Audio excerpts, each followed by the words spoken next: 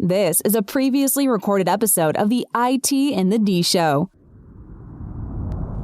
This is episode 139 of the ITintheD Show, the number one ranked technology podcast on SoundCloud. This week, again, we have a packed studio of 3, 4, 5 awesome guests in the studio tonight. We have Erika and Elyse here from Detroit Labs wearing leather pants. Woo! This should be a fun conversation.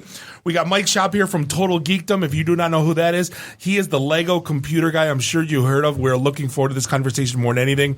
And then we also got James and Todd back here from Organic Dating. They just launched their app. We're going to do a deep dive on it and see if we can steal it to do it at our networking events. Pun intended, Bob? But Dave, hit the button. And here we go with the intro. The following program is intended for mature audiences. This is Max Headroom. And what you're about to witness is one of the most sinister-sounding intros to a trailer to one of the greatest epics ever. This is Billy D. Williams. Bob and Dave and I are enjoying a Colt 45 right now. And remember, IT in the D, it works every time. You're listening to the IT in the D Show. Hi, it's Count Chocula, and you're listening to IT in the D. Whatever the hell that is. Just where do you guys think you are? The Library of Congress? Detroit? Beyond the sun? Any of those right? Take him to Detroit. No, not Detroit. No, please. Anything but that. No. I used to hang out at the Magumbo Bar. It was a rough place, the seediest dive on the wharf, populated with every reject and cutthroat from Bombay to Calcutta. It's worse than Detroit. You will never find the more wretched hive of scum and villainy. Then don't come! Shut up! I dig you IT geeks. This is Dre DeMatteo from Sons of Anarchy. You are listening to IT in the D. So what happens when you tap the angry beaver in the bunghole? Exactly. Come on. Tries. What the hell with this? I'm calling a break. We'll come back to the show. Hi, this is Ralph Macchio, and you're listening to IT in the D Show. Wax on, you know what. Bob loves it in the can. What's up, everybody? This is Billy Zapka, Sweep the Leg, listening to IT in the D Show. No mercy. I may have to wipe the geek off. Hi, this is Martin Cove, John Kreese from the Karate Kid movie. And you're listening to IT in the D. Yes, Sensei! Are we at a break yet?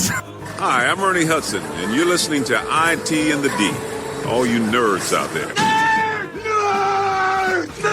Nerds. What is a nerd? I'm a nerd, and I'm pretty proud of it. This is Scott Steiner, Big Papa Pump.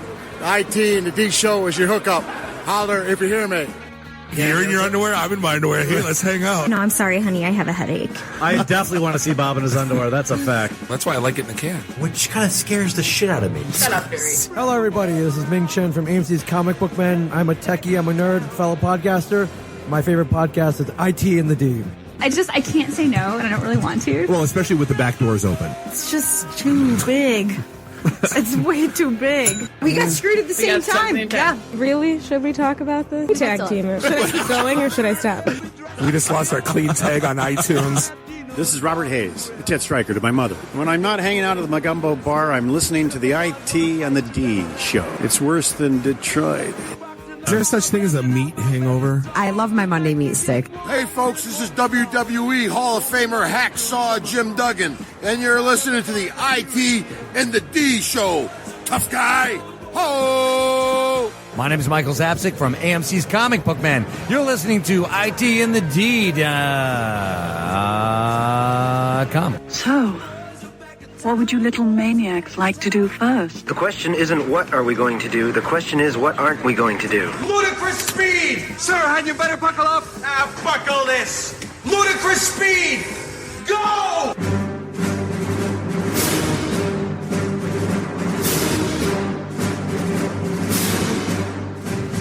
Live from Podcast Detroit, you are listening to the number one ranked technology podcast on SoundCloud this week. This is the IT in the D Show. We have made it all the way to episode 139. We are hanging out in beautiful Ferndale, Michigan in our very own studios. This is Bob the Sales Guy hanging out with Dave the Geek, Nuri the FNG, Find us out online, ITintheD.com. Give us a like on the Twitter. Big shout out to Ian and Randy who will be live tweeting from the show. Give us a follow on the Facebook /ITintheD and download our app, podcastdetroit.com. Catch our show live. We got 46 shows on the network. Which just hit.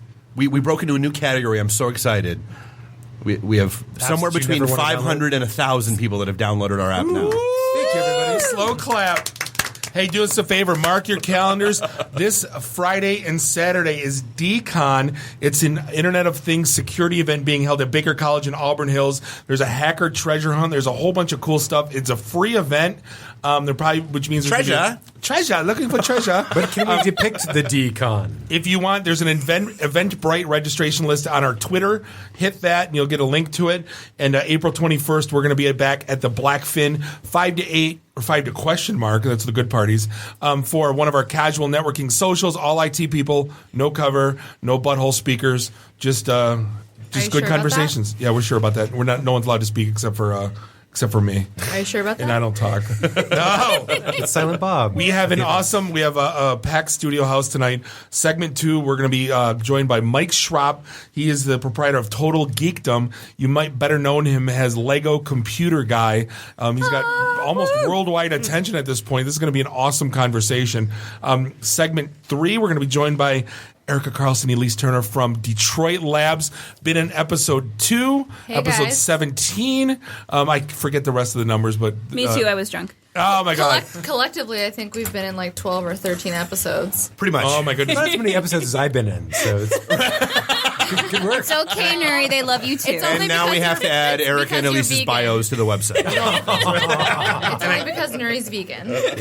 I can't believe they both stole my outfit. They're both wearing black leather pants like me, and they're ruining my look. I thought it was original. It looks better on Bob Hey, than us. segment 4, last but not least, we'll be joined by James and Todd from Organic Dating App. The app launched. We're going to get into the coolness of the app and how it's going to might translate to networking, but firstly, how it's going to translate to changing how people meet people, which is cool. I like it.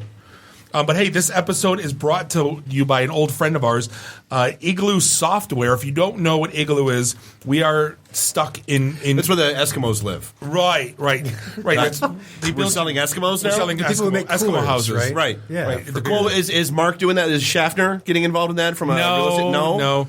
But hey, we're stuck in sprawl. It's basically like, hey, hit me up on IM. Well, which client are you using? Hey, share that post with me. We'll get to my Dropbox. It's our life. Did you Gmail it to me? Is it in Dropbox? Is it, did you Facebook message it to me? Share it to me on Google. Is there a Confluence article or Jira? Right. Yeah, just keep Igloo going. is actually an intranet platform that you'll actually like. It's a cloud platform. You can share files, collaborate on documents, do blog updates, coordinate calendars, manage projects from a single pane of glass.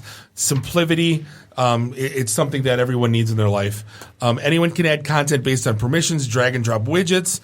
They also offer a bunch of, it's 200, Nuri, to you, this was a big deal to you, 250-bit encryption over SSL, private. It's all private cloud. Because your intranet is now a target as well, right? Absolutely. Well, yeah, because once you put your intranet on the cloud, it's not quite an intranet, but yeah. And you don't have to throw away everything else. You can utilize Salesforce, SharePoint, Active Directory, Box, Dropbox. It's just all on one page now. Well, yeah, no, it'll interact with, and that's the nice part. I mean, it does integrate and interact with your own directory services. So if you already have an Active Directory set up for your organization, it plugs and plays. It's great for small companies, big companies, and everybody in between. Do us a favor. Don't take our word for it. Try them out online. Igloo20software.com/Detroit and get a free trial. Bob, it would be Igloo if there was just one O. Well, I don't know how people Or iGlow. It'd be a raver to it. It'd be those like little glow sticks. Glow sticks is iGlow. So Igloo Software. Igloosoftware.com/Detroit. Give them a try. Let us know what you think about it on our social, and we'd appreciate the support of the show. We do. We always love getting feedback about stuff that we have going on. So, and speaking of feedback, I love that it took all of one of the very first articles that we shot out to each other after leaving here last Monday was about the TSA app. The randomizer app. Yeah, right? because we had so much fun talking about that. Because in case you missed the memo, the TSA spent over $1 million of our tax money I love this, to build an app that basically randomly points left or right. Basically so that you could not – well, I mean, just think about it. It's like they profiled me because my last name is Turkish, right? So basically they have an app that does it instead. It's a really good idea. But it shouldn't not at $1.4 million. Not at $1.4 million. And so, Nuri, the story that came out, it took how long for someone to recreate it? 10 freaking minutes. Even if you're billing like $300 an hour. So $140,000 a minute to recreate the TSA's randomizer app. Is that your bill right now? It's close. Sucks. What's wrong with a piece of paper and a laminator?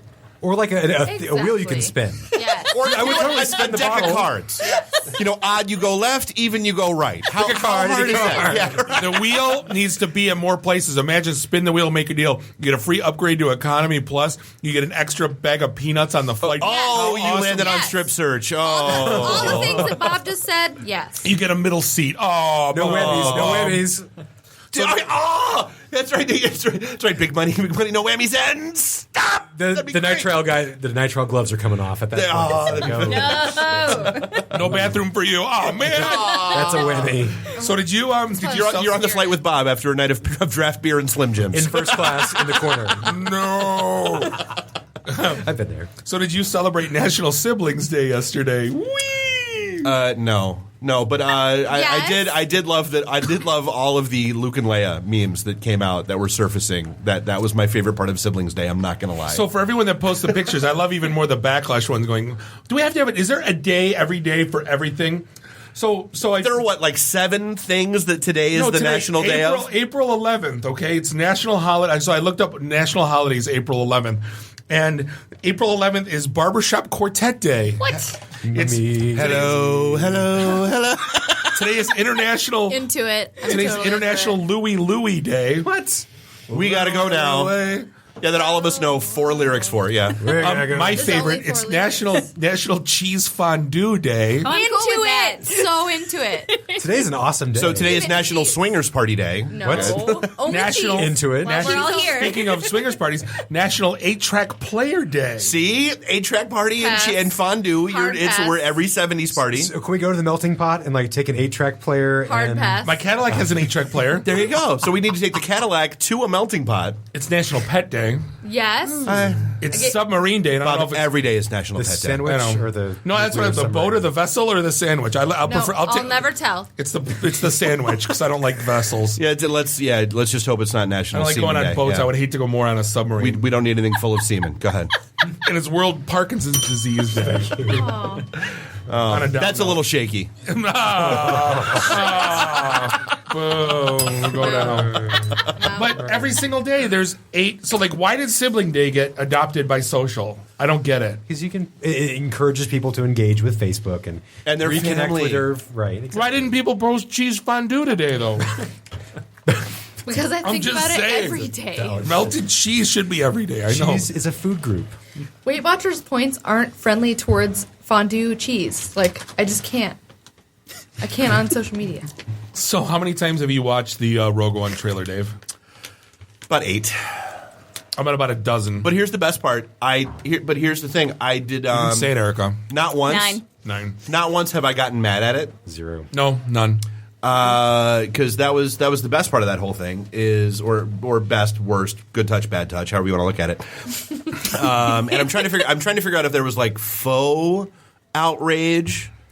Like Vietnamese soup? No, faux. Yeah. So people were mad at the Vietnamese soup. No, I'm trying to figure out if somebody actually said, "I'm mad about this because there's a woman in the lead role." I loved it. Or if it's like the stupid Starbucks red Christmas cup thing, and there was like one schmuck that lives in his mom's basement that posted something on Reddit, and men everywhere are angry that. Just one guy. Nobody's angry. Nobody's angry. It looks phenomenal. Honestly, it looked amazing. I was, first of all, kind of behind her, and I was like, this looks amazing. I can't wait to see what she rages about. I'm totally behind her. I will spend 2.5 hours watching what she's mad about. You know what I like about Star Wars, though? It's like the same. They had the same guy play the Emperor, right? It's the same lady, the redhead lady that did the announcement in Return of the Jedi. It's her. Yeah. Like, how cool is that?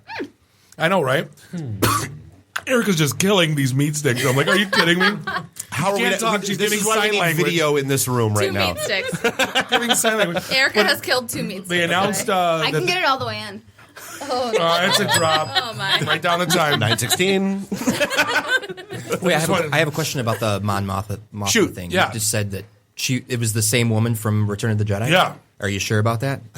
I think she was from episode 3. Called out. Called Yes. out. No, he's right. So the woman from the Return of the Jedi from 1983 would be like 76 years old. No, she can still be looking good. Live your truth. Live your truth. It's okay. Nice. I mentioned that Live your before. No, before you get a bunch of hate mail about the details on who's actually. Oh, there's probably 17 Twitters right now going wrong, Bob. Before we've angered the nerds.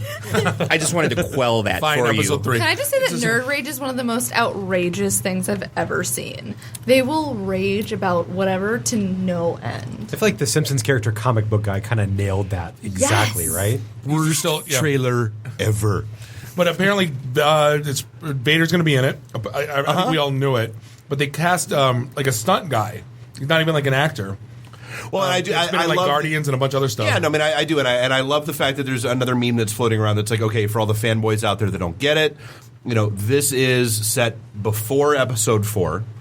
Because this is the first Death Star, which is why I loved the I posted the trailer and it was like, oh, many Bothans died to bring you this trailer, and it took like 8 seconds before one of my nerd friends was like, that was the second Death Star, Dave. That wasn't the first Death Star. This is about the first Death Star. It's not about the second. I'm like, I know, I was just being funny. Lighten up, Francis. Be cool.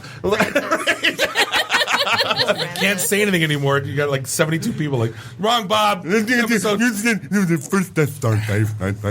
Like I just did? Pretty much, yeah. Thank you. Which is stupid because nerddom is all about loving things and loving them with other people. Like, I love this meat stick. But you don't. Yeah. Yes. And 9:18. No, the time. We've been working on this for like 3 weeks. Erica, you have. You got the stuff ready. That's right. Next week will just be the Erika intro is what we're looking at. But no, so great. We should talk a little tech. So a great story that came out, and I loved this because it's all about the perils of technology.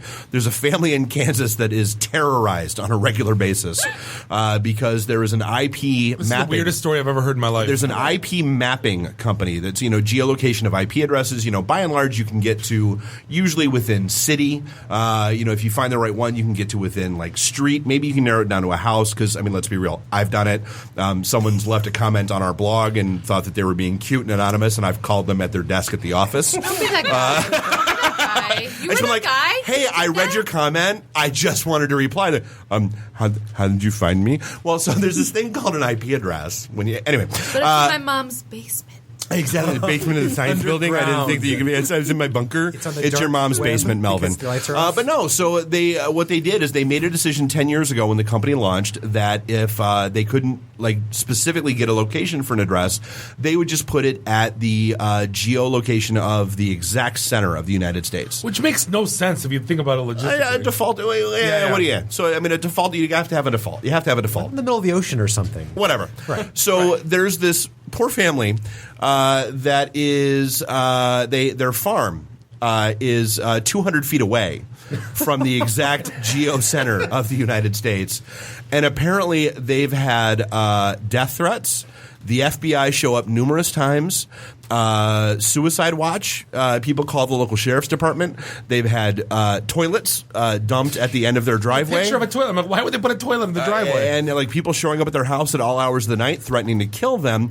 Because for every spam bot, hack, all that other kind of crap, where you can't trace an exact location for an IP address, and you use this company's software.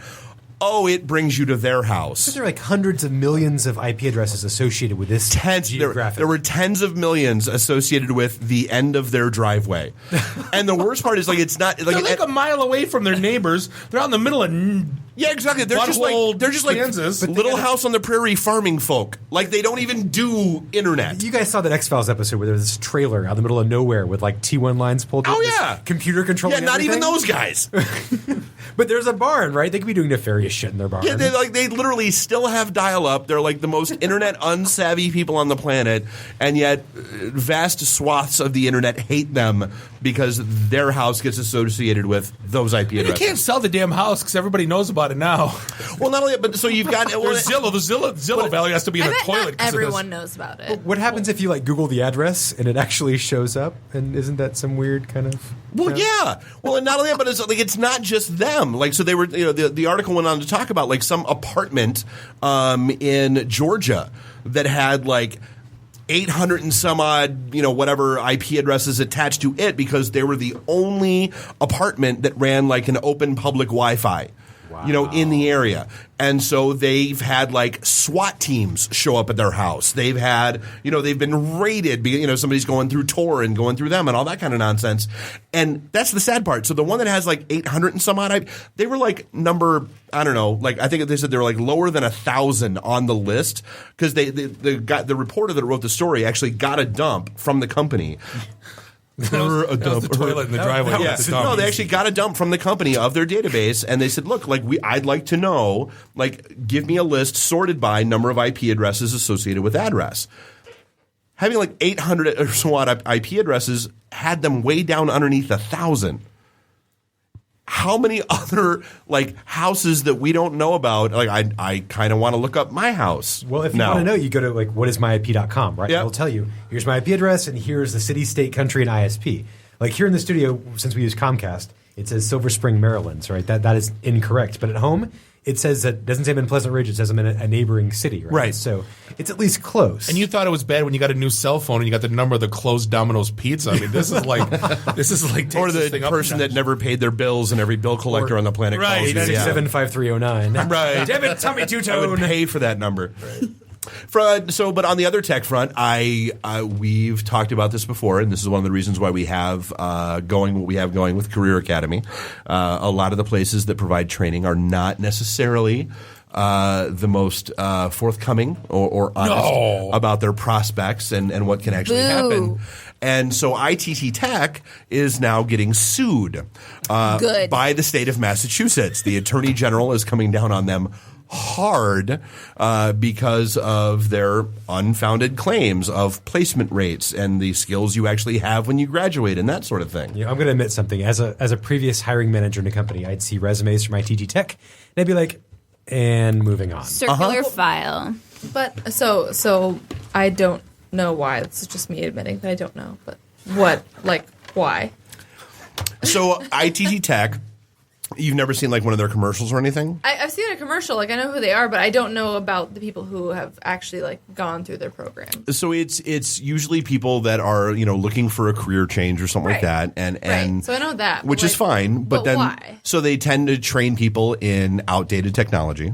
They actually big promises. They on job placement. Huge promises on job placement. Big dollars. Oh yeah. In the 90s though, things didn't move quite so fast. It's always if you ever stayed home At least sick, it's 2016. I know the 90s don't matter No, anymore. but what I'm saying is when they started. Hey, I already bought my tickets for the I Love the 90s concert. Okay, we're okay then. When people say 10 years ago, I still think they're talking about the 90s. I'm not necessarily vouching for them, but when they started, they were the thing. True. Yeah. No, it's truck driving school and ITintheD if you stay home sick one day and watch daytime TV running on all day long. Isn't it a situation now though where people who don't know much about the IT fields and they believe that that's something they want to get into because everybody says that that's where all of the jobs are headed, so they really have no choice other than to look at something like ITintheD? There are a million other alternatives out there, though. I mean, and that's the issue. But they're probably preying upon the IT illiterate, wouldn't you think? I mean, well, yeah, I think it's late hence the foundation of the of the lawsuit, right? Yeah, exactly. Yeah, right. It's unfortunate because there's probably people up at 3 o'clock in the morning seeing an ITintheD television commercial. Just got home from the bar. I could be a sysadmin. I could totally do that. Look at that guy on TV. He's a sysadmin. Look at that loser. I could do that. While he's eating his cheese fondue and using the darknet. I'm sure they're using the phrase sysadmin too. But if you're up at 3 a.m. because you're unemployed and somebody goes, hey, I can change your life and let you make X amount a year, and you fall into that, shame on the person who said that. When you talk about dumb users, though, an article came out that Windows defunct now. Windows XP is still the third most popular OS being used by people on their internets. More popular than Mac OS. Not only that, I knew that. The other study that I loved was that a company a research company went out and dropped a whole bunch of USB drives around college USB campuses. And they found that 48% of people will pick them up and plug them in. Oh God! And just see what's on it. God, I think I'd be one of those guys. No, because I'll be like, I wonder if some dude's got his wife's boobie picture. Where's casting when we need it? Or all of a sudden this was like Mission Impossible and you were chosen to be and you're like, yes, I get dropped in the Matrix and you're so good. You're suddenly Whoopi Goldberg and Jumpin' Jack Flash. Oh no. Or you're Tom Cruise and all of a sudden you're like, oh, you have been chosen to do this. This will self-destruct within 30 seconds. This USB drive will eat itself in 5 So what do you seconds. do? What do you do if you find a USB stick? Because the temptation to look at it is so overwhelming. 48%. Oh, it's the Ren and Stimpy. Touch the red candy like button. Stare at the red. Like, oh my God, I can't do it. So what do you do? How do you do it safely? This is how companies open up do a VM. This is how like CBI or one of our friends. They go in and pen test an organization. They penetration test an organization by basically dropping these outside of the office. Office workers will grab them, bring them inside, plug them in, and all of a sudden, boom, I'm in your network. So what do? Leave it alone. Stomp on it. I mean, and that was the best part. Is put in concrete in like Paris, and people were like docking their laptops into the USB stick coming out of the concrete brick wall. Oh yeah, so I mean, the good news is all this research company did was so if you plugged in the USB drive, it opened up a web page that had a tracking pixel on it, so they would know when it would be opened, which then would then launch a survey going, okay, idiot, why did you put this USB drive into your computer? Titties. Right.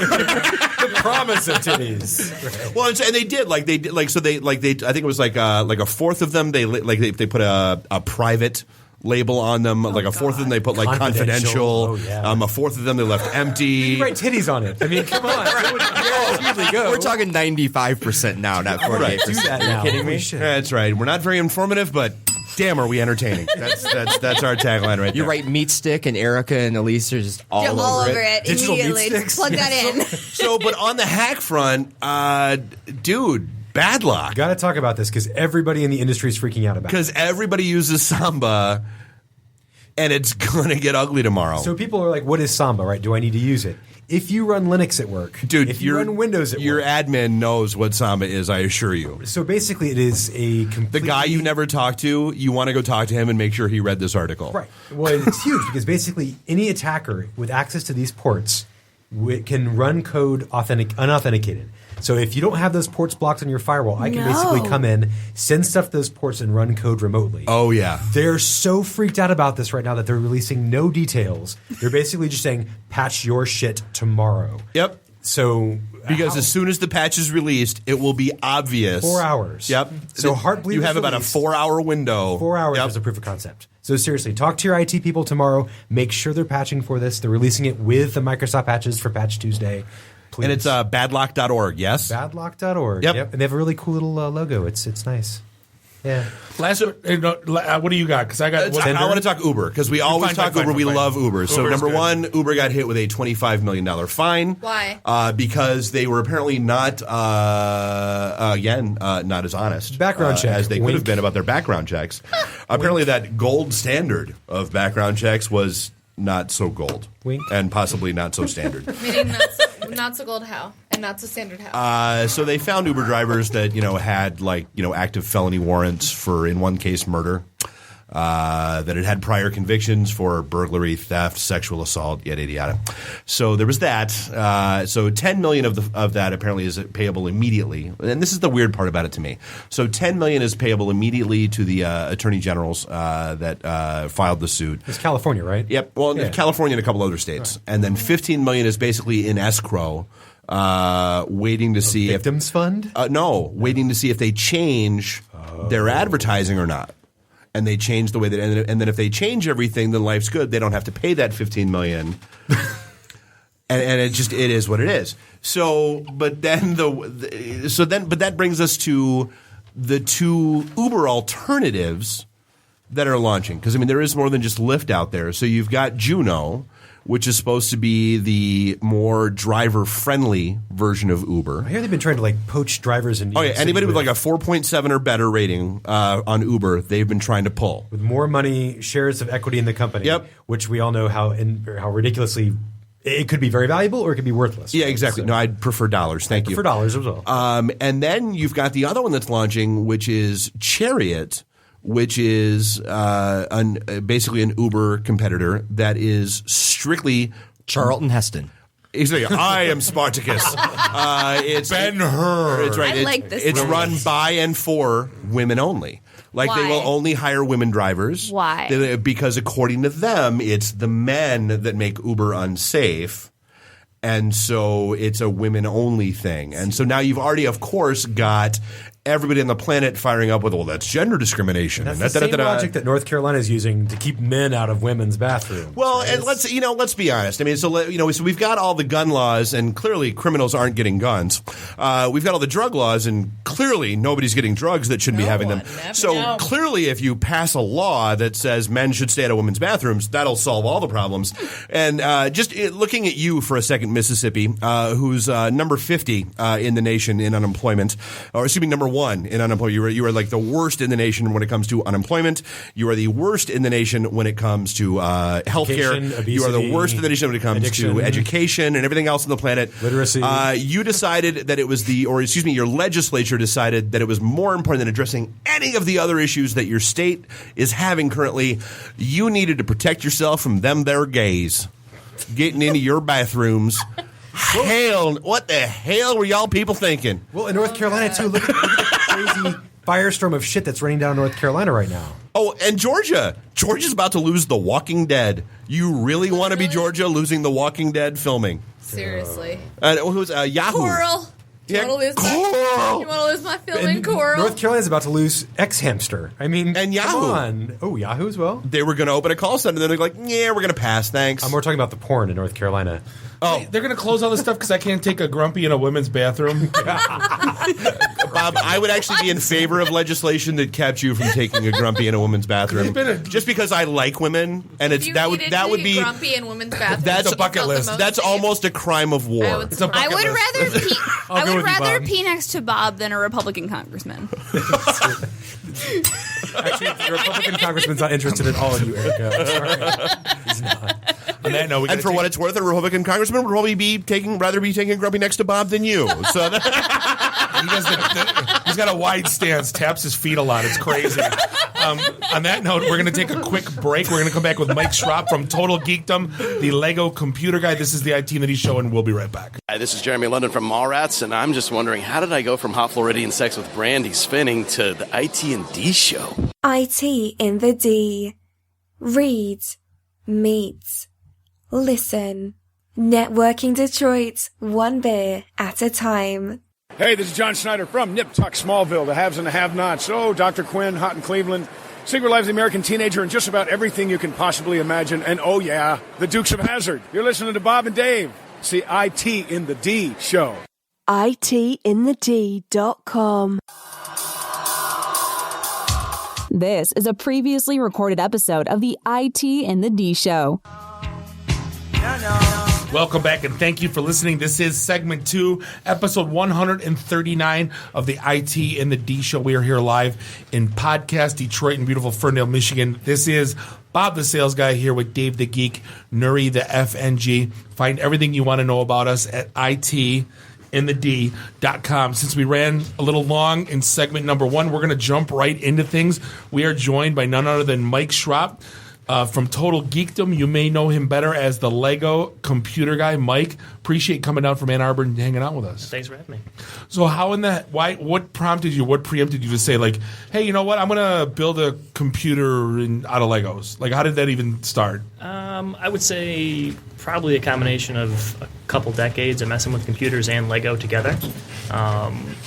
Over time, it just kind of transformed into its own little industry that, was unintended, but, I guess I have a lot of Lego at home, as you could probably imagine. Sure. So this is like 3 a.m, waking up, walking through your living room. Shit.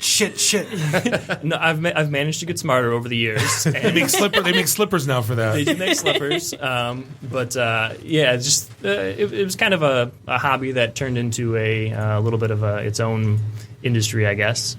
We have no idea what that's like at all. Well, no, you were telling me during the break that people are calling you, going like, "Hey, can I reach your IT department? Can I reach your sales department?" You're like, "Oh, yeah, that's me." Yeah, it's usually pretty funny the contact where somebody's wants to talk to marketing or wants to talk to purchasing, and sure, 1 second, please hold for my supervisor. Also me, yes. Now go ahead. What would you like? That's what you got to start doing. Yeah, exactly. Hold on 1 second, please. Yep. Hello, this is Mike. They don't even put 2 and 2 together usually because I still respond to the email, but it is pretty comical the amount of people that contact me and say your company or your group, or can I talk to people in engineering or whatever it might be, and it's just me. So this is not your day job though, right? This is not my day job. So what do you do for a day job? Day job, I design racing engines for race cars. For high performance race cars, yeah, stuff like that, basically. Components. What kind? Lego. All different kinds. On. Mustangs, Corvettes. Challengers. Professional racing, yes, Challengers. Ooh. Yeah, pretty much everything in between. So that is amazing. Go you. Thank you. That's my day job. So I mean, dumb question. Like in terms of computers get hot. There's fans. There's running parts. I mean. In terms of how did you have to break any because Lego, you think, hey, is it going to melt in a year? How does that look? That is the number one question that whenever anything gets posted. So I don't feel so stupid now. Whenever anything gets posted online and a website picks something up, the first comment is always in before it melts, which is just a standard assumption. It's plastic and Lego or computer components get hot, but I've never actually even been able to deform Lego in all the different methods of testing. Try. Yeah, it takes quite challenge accepted. I think I've got a blowtorch in my car. I was going to say I'm going to take a blowtorch to Legos. Yeah, you would be quite surprised how robust Lego is ABS plastic. So you can use solid state too. So I mean, you're no more spinning parts and yeah. I mean, and you can take relatively high powered. I built a folding farm originally out of Lego that housed 3 systems all compacted into one little space, and they're all overclocked and using 1,000 watts of power and all that stuff, and it's been going for 6 years now, nonstop, 24/7, and no issues with it. It just the temperature difference between Lego deforming and Lego, melting is a pretty big separation there. So there's really not a chance of anything like that happening. How big? The folding farm? It's like a square cube, like a 24-inch cube, something like that. As Dave writes down, Erika says, how big? I was actually curious what the difference is between Lego deforming and Lego melting. Oh, okay. Yeah. It's about 80 to 85 Celsius is where it will start to deform at, and 105. So double it at 30. Yeah, and about 105 degrees Celsius, it will melt. Which is about a CPU under load is about 105 degrees Celsius, right? Yeah, a CPU under load. With the cooler on it, they'll run about 60 to 65, but those are processor temperatures. So actual air temperatures are usually nowhere close. You're talking, a case temp of 35 to maybe 40 Celsius. You're still 40 So not degrees. even close, yeah. You're not even close. You could really apply a lot more heat and never even get close to a situation where you could kind of deform the stuff. So when did the media pick up on it, right? So you've probably built many prototypes before someone's like, hey, this is some cool shit we should put out on our blog, and then all of a sudden you exploded, right? So how did that process happen? It kind of started with the question everybody, how did you go viral? Hashtag this is how we go viral. Right. The folding farm was probably the initiation of things kind of kicking off, and that was about 5 years ago now. I built that giant Lego system with a whole bunch of computers all stacked into one because it was more efficient. It was going to cut my power usage and a bunch of things. And I didn't think that really anybody else would be interested in it. So I put it on my site, and within maybe a week or so, I had a bunch of different people contacting me that, can I buy one? Do you make more?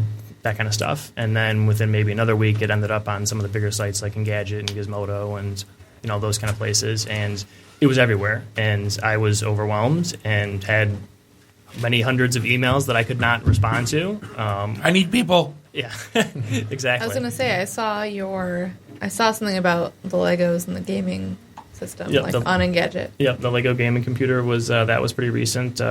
Just a couple months ago, that was another model that came out, and it's kind of the same thing with each successive model. They tend to get picked up on these sites because they've found that geeky people like computers and Lego, and when you mix the two together, it's kind of the perfect combination. Exactly. Well, it's kind of 49 minutes and 12 seconds. It's kind of amazing how you have hundreds and hundreds of emails that you couldn't respond to, but the one from Intel you decided to respond to. That was priority sort. Right. Exactly. No, so how did that come about, and what are you doing for Intel? That came about. They contacted me for a system that they wanted for a show. They said they had seen the coverage in the press, and they thought that it would be a good thing to have at one of their shows. And I was, of course, all about it. After years of building computers, and obviously well aware of Intel. So I built a system for them, and they took it to a show. Yeah, I think I've heard of you before, maybe once or twice. Yeah, Intel, Exactly. not ringing a bell. Exactly. So they took a system to a show, and they said it went great, and they've since had more systems taken to different shows and things like that, and it's kind of just become a thing where I work with them and build systems for whatever show that they're going to. And I guess walk me through the process, because the guy. Well, no. the guy Let's get to the important question here. So, like, Intel can get their hands on one. How do I get my hands on one? You can. How do the listeners out there get their hands on one? You can also and not be lost in the emails that you don't have time to respond to. Well, that was about 5 years ago. I didn't have time to respond to, just because I had no idea that was going to happen. Since then, usually getting back with emails is not a problem now. But if somebody goes to the site and if they contact me for whatever the various ones are, or a custom version, Subject line: I would like to give you money. yeah, essentially, essentially, and basically say, this is what I'm looking for, and I will come up with a quote. My preference is to talk to somebody and go have a back and forth and a dialogue to know exactly what they're trying to do, as opposed to just buying from a big box store that says it's a computer, right? Because who's to say it's going to do exactly what you want it to? Who's to know what applications you're running and that kind of thing? So I want, when somebody gets one of the systems, for it to be perfect, essentially, when it comes out of the box. So I like to talk to people and make sure that what I'm building is going to match what they want. And usually that's kind of how the process goes. We have a little bit of a conversation. We determine what it's going to be. I give you a quote for the cost, and we go from there. So, like, the guy sitting at home right now listening to the podcast, and he says, I just want to, make a little shoebox out of Lego and dump all the components, and I could do this, right?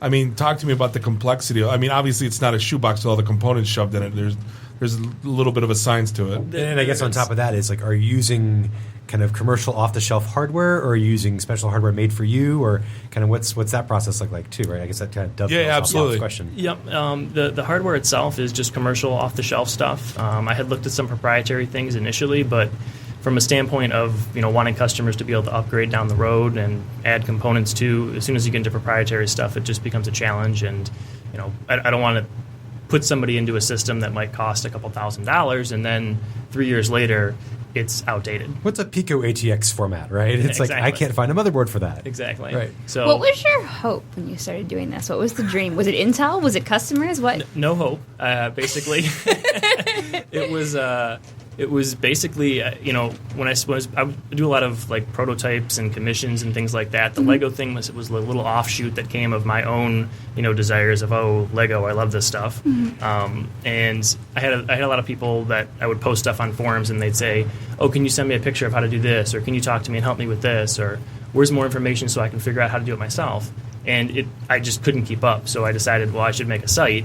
I'll put all the stuff on one site, and then people will funnel to the site instead of coming to me constantly, which worked too well.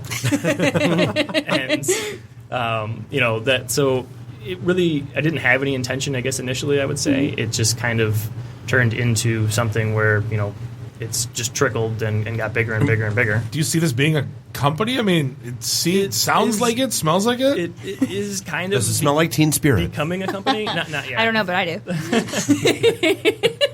Well, that and vodka. It's kind of in between a company, I guess, at this point. I have what seems to be plenty of demand for it, and I've talked to people a lot coming on to help because I can't do them all by myself, obviously the biggest challenge with some of the larger systems that are thousands of pieces is it just takes a long time to build. It would be much faster if I was building regular computers with a case where you just put the parts in.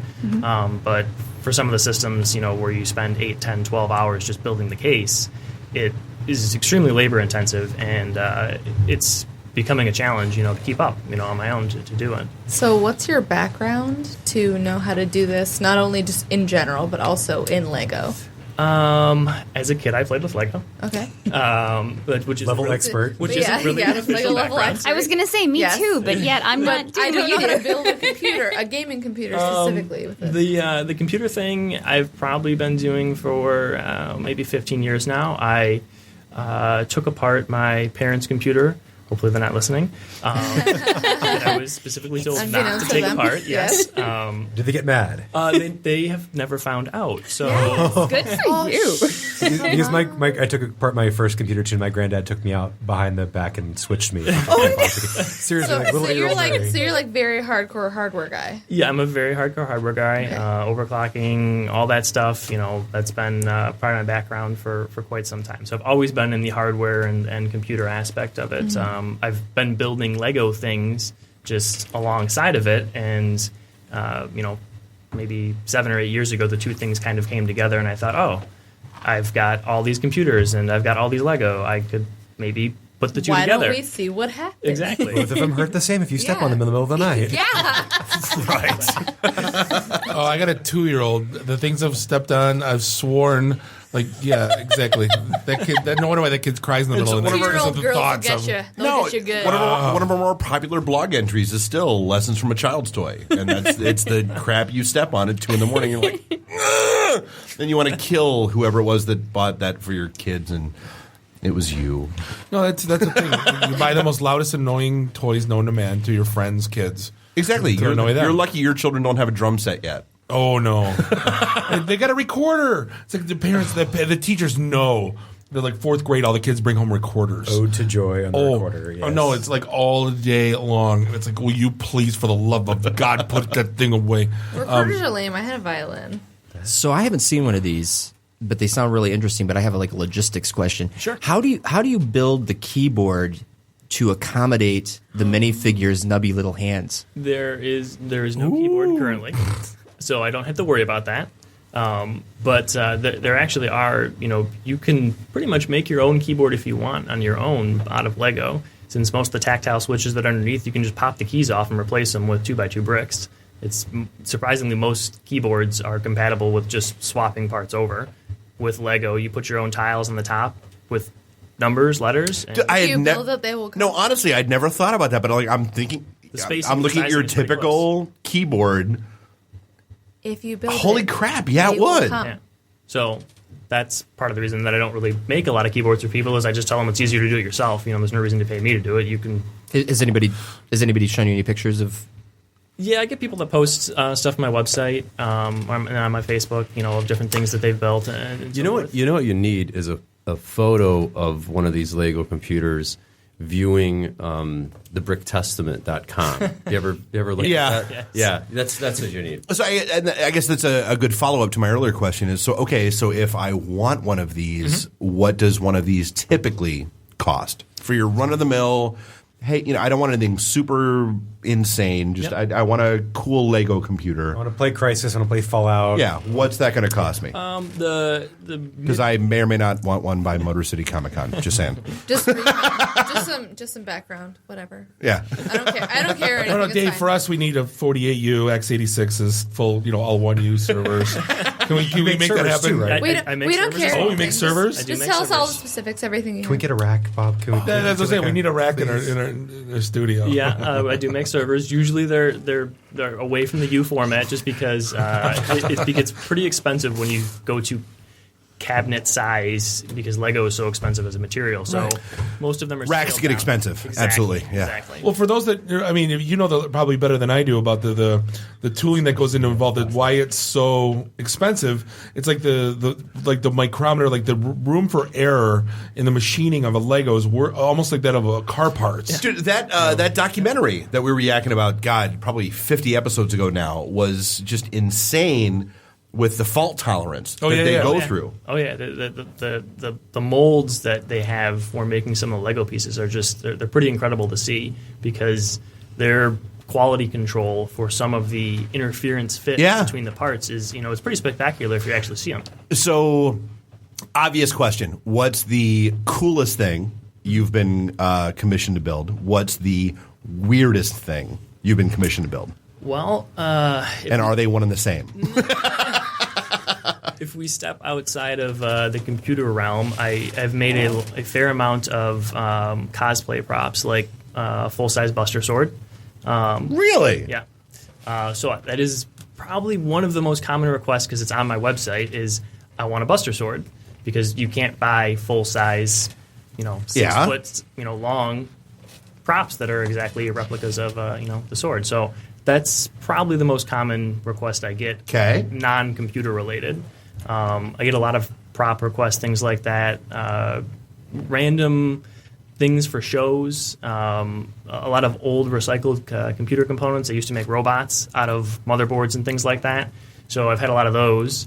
I had a request for a server that was I made a biocomputer that was basically a computer that grew wheatgrass in the top using the waste heat from the processor.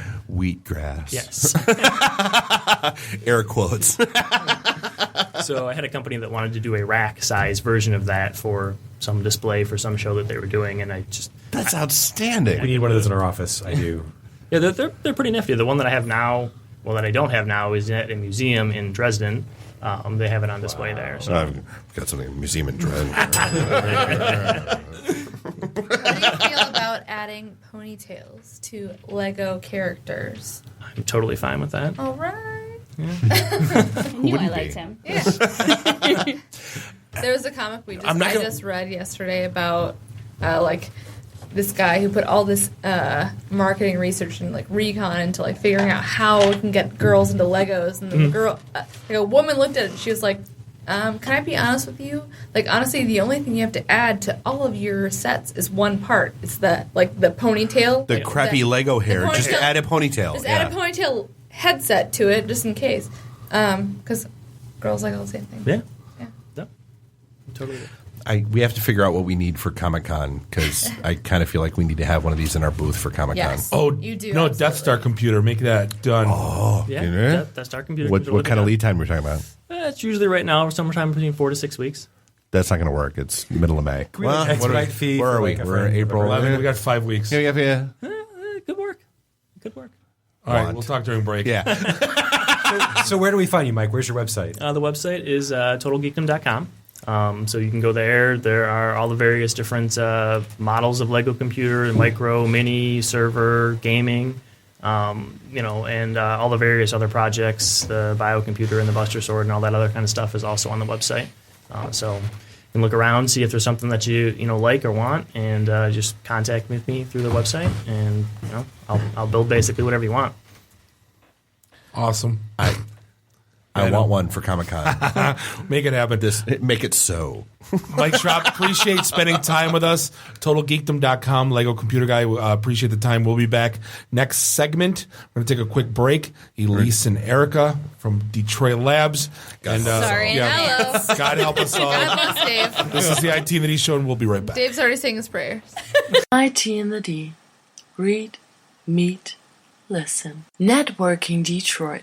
One beer at a time. Hi, I'm Brittany Daniel from The Game, and you're listening to IT and the D Show. ITintheD.com. This is a previously recorded episode of the IT and the D Show. Welcome back. Thank you for listening. This is segment 3, episode 139. You are listening to the #1 ranked technology podcast on SoundCloud this week. This is the ITintheD Show, broadcasting live, podcast Detroit. Beautiful. Ferndale, Michigan. This is Bob the Sales Guy, always hanging out with Dave the Geek, Nuri the FNG. Find everything you need to know about us. ITintheD.com. Tons of blogs. Our Learn tab is the Career Academy, $29. All you can eat training. Job fairs coming up.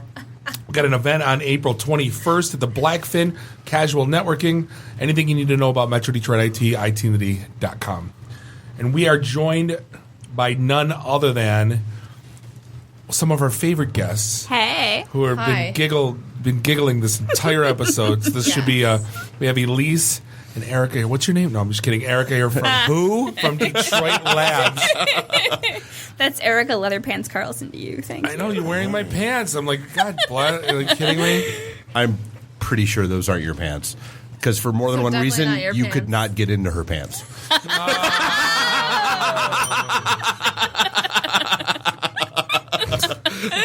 I did have pleather pants at one point in my life. Not for another story for another day. It's been really weird. I've been sitting here wondering like how they feel in the leather chairs. I'm like, is it like feels amazing? Does it like yeah, stick, actually, what she says. No, it's comfy. It sticks and also doesn't stick, and it's amazing. It just feels right. They're reuniting. They're brothers. And it reunited, and we feel so good. Hey, Bill. Hey, Ralph. Hey, Bill.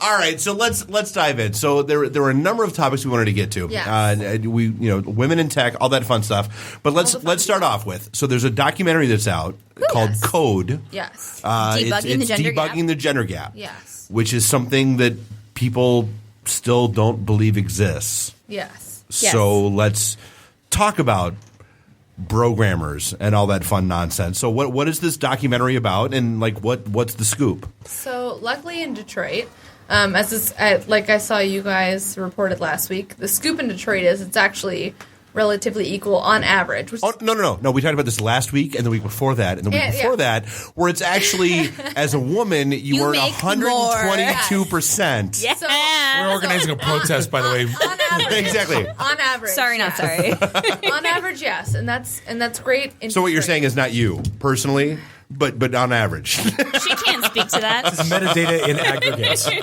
So on average, yes. But so the this documentary was made in Silicon Valley, which is probably where a lot of the more real the huge issue exists. The larger issues happen. But so Code Debugging the Gender Gap, directed by Robin Hauser Reynolds, talks about basically like what would the tech industry be if minorities and women were more prominent in the industry. And so it talks about the good and the bad. So there's a lot of like face palming, and there's a lot of like, yes, like we're women in tech, like we can do this, and there's a lot of empowerment. So it's a lot of knowledge, and it's a lot of history. Very cool. Yes. Well, and we've yacked about before, where like some of the great achievements in comp sci that people don't know about. The lunar module was programmed by a woman. A lot of women in with tech stuff has been a stack been of books that's history. taller than any of us. A lot of women in tech stuff has been written out of history. So what's it? The Navy. That's why it's called Grace Hopper. That's why it's called His Story. Yes. Thanks, Michael Jackson. So basically, it talks about like the history. So like Grace Hopper. The first programmers were women. Yes, the first programmers were women because initially it was considered more of an administrative position. It was like more manual, like there was a term for them, right? They call them computers. Just punch these keys. They called them computers. Just punch these keys for us, sweetheart. So initially it was like I don't have time for this. Can you just punch these keys for me, basically? And so the initial and the grandmother programmers were women. So it kind of goes through that, and it talks about the history, and then it also talks about like the state of today, mainly in Silicon Valley, which is not, as you know, a smiley face. Right. It's relatively negative. Like there's a lot of stats and like the larger companies. Well, if you're an early 20-something white guy, it's a huge smiley face. So it talks about like Twitter, it talks about Facebook, it talks about YouTube, it talks about Google, like all these companies that in some respects, yes, they're diverse for what we have right now, but like for what we could be and like and the user base and like user experience, like half the user base is basically just like not included. Right. And in terms of women, but then if you talk about minorities, like it's even more like if you even think about like the first facial recognition software. And that's when Elyse goes full Latina on us. Yes. Here we go. Like, basically, like if you think about even like quote unquote simple things that like we have like a lot of places right now, like even Crash test dummies. Tell them about Crash that. test dummies, like they weren't made. So like the people who initially made cars, like the dummies that they we're made, men, shocker. right? We're men, shocker. But like so the dummies that they made, They like, were the engineers, Erica.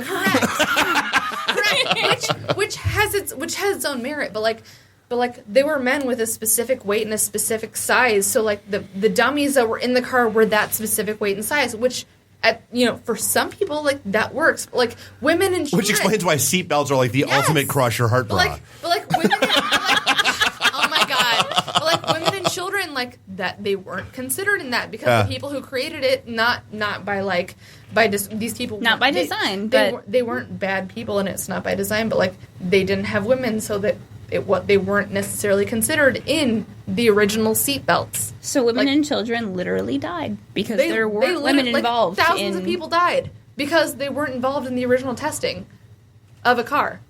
Oof. Yes. So but we there start was the there. Titanic, though. That's where we start. All the children and the women on the Titanic, they got off. You better watch out. Your how can you segment is answer next. that? Keep drinking. So okay, so this documentary is out now. People can find it, and you guys have an event coming up that apparently none of our listeners can get to. So but you said two. Really? So we can give away two. Oh, but wait, there's So more. we're giving away two, and I actually didn't anticipate this. So it is a documentary, and it's a film festival. So pretty much the people that can go to film festivals are the people that can pay to go to film festivals, which are a very specific demographic of people. Detroit Labs decided to sponsor the Madison Building Auditorium, which is around beautiful the corner, downtown in Detroit. beautiful downtown Detroit.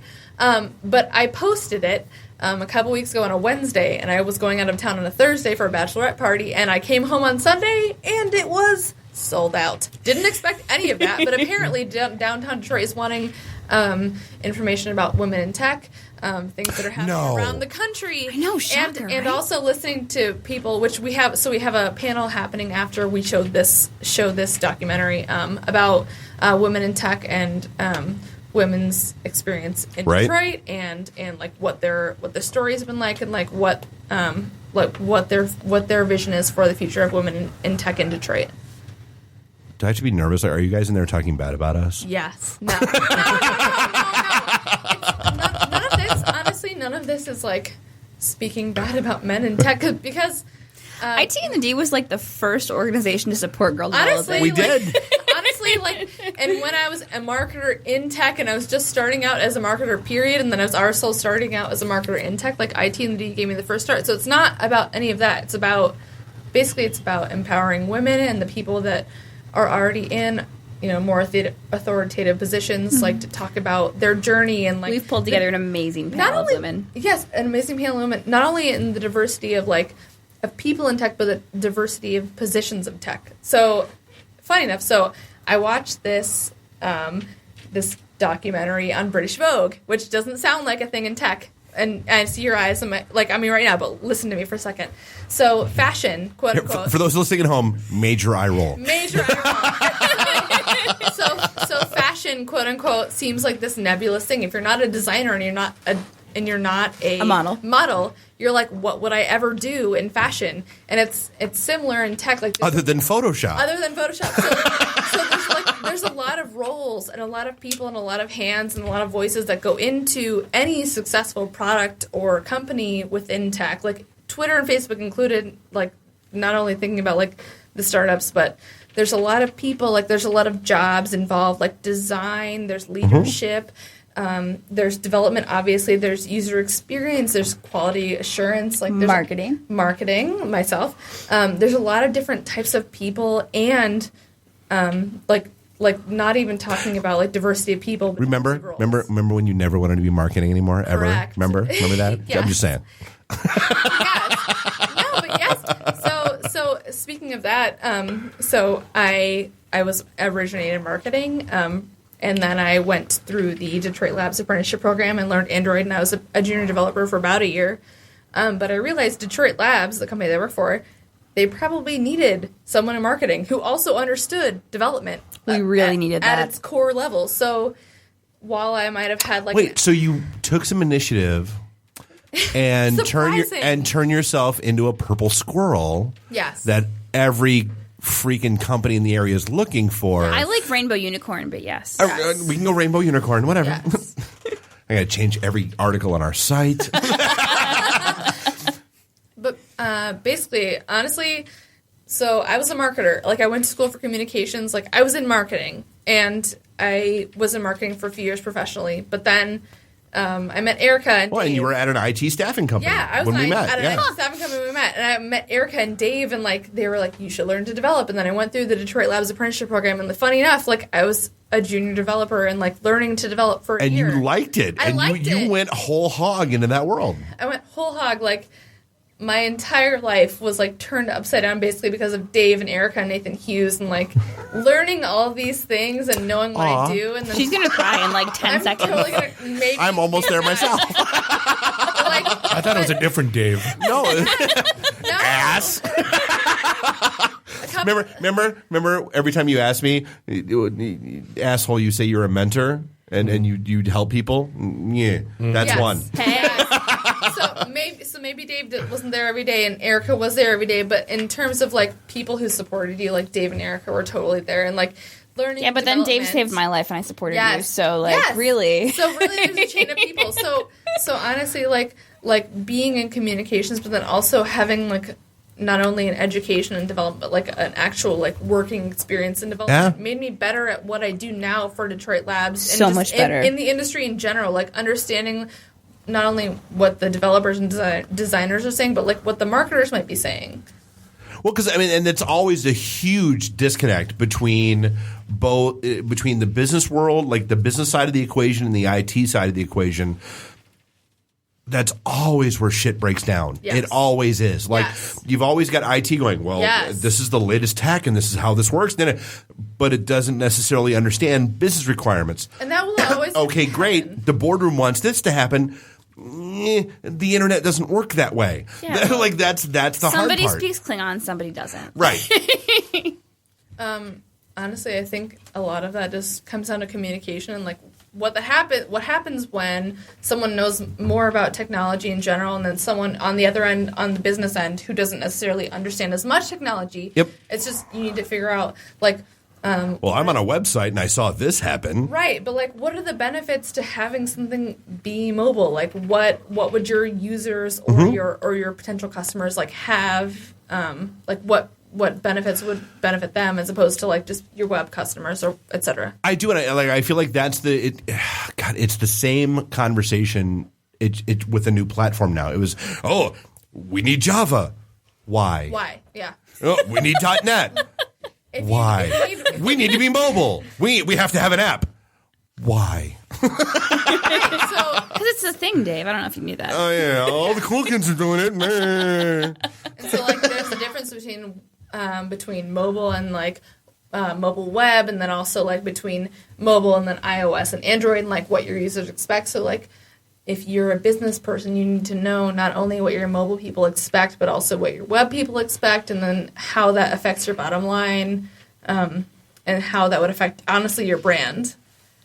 Because it does affect all of those things. So if you have, let's say you're a retailer and you have a mobile presence, like, you need to make sure that mobile presence has enough or has as much emphasis as, like, your brick and mortar stores do, because it matters as much. Because I'm shopping with you, in my point of view, no differently than if I was wandering through the aisles. If I'm trying to buy a pair of pants and all of a sudden it's very difficult to buy a pair of pants for literally on my end as a user, no reason, like I'm going to quit buying a pair of pants on your app, and I might not care about buying a pair of pants in your brick and mortar store. But if Erika, because now I'm annoyed by you. Yes, because now I'm annoyed. But if Erika owns Target, and let's say that her pants fit me, and I know they fit me, and I can buy them very quickly. But not Bob.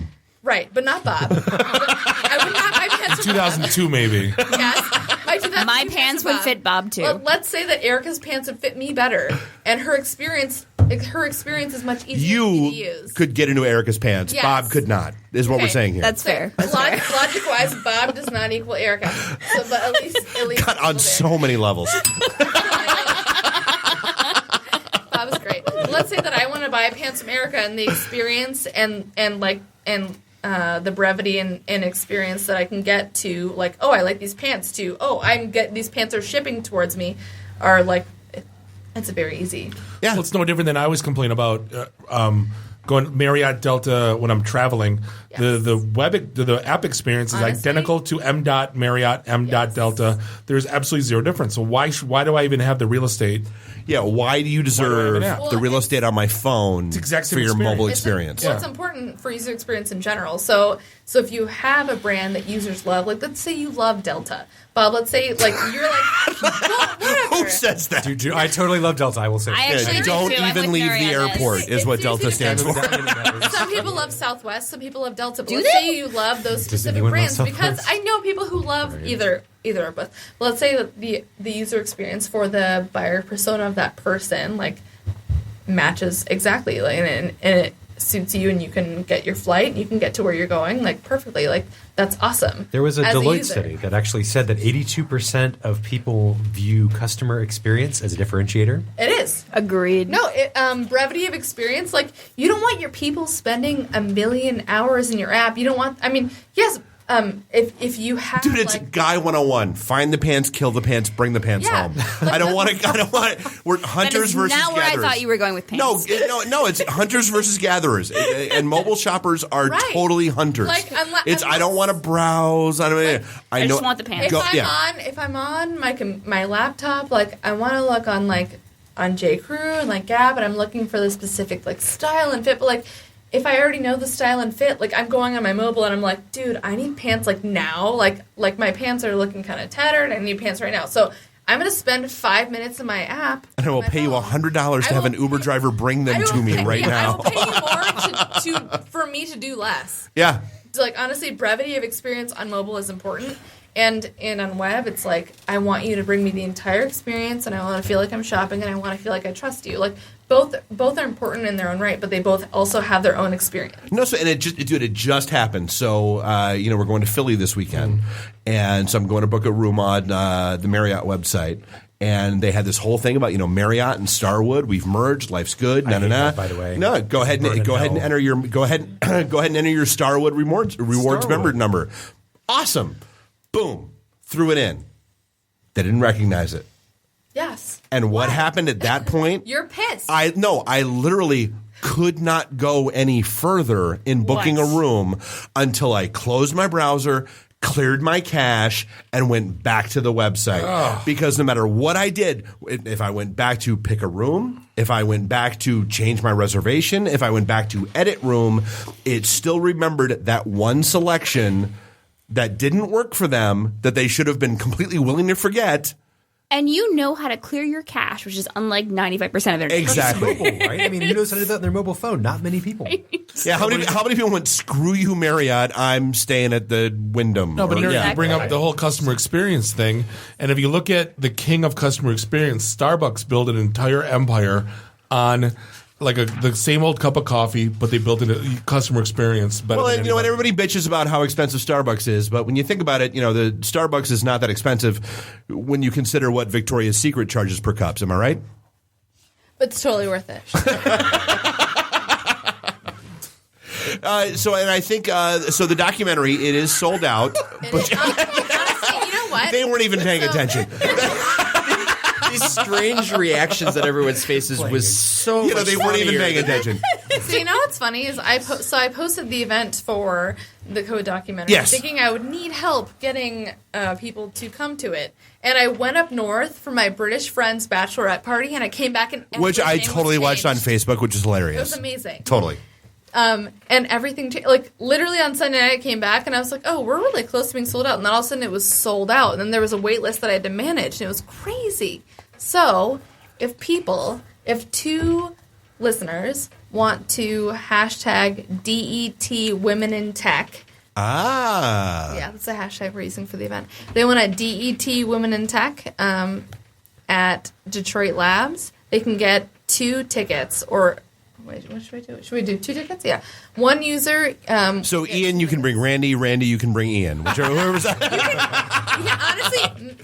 anyone. No, so DET Women in Tech and tag at Detroit Labs in the post. Mm-hmm. Do your thing right now. They've got 2 free tickets for you. Also Awesome. tag IT and the D when you're doing it. Because they're great and we love them. Also, I'll know that it's you that did it. All these hashtags are not going to have enough room for the character. Only 140 characters. Hey, what am I supposed to write in the post? I'm already full. Hey, Dave. Detroit Labs just had an apprenticeship that closed its. I know you guys are awesome for showing up to talk about shit that no one can get into. That's awesome. Oh no, it's tagging at the end.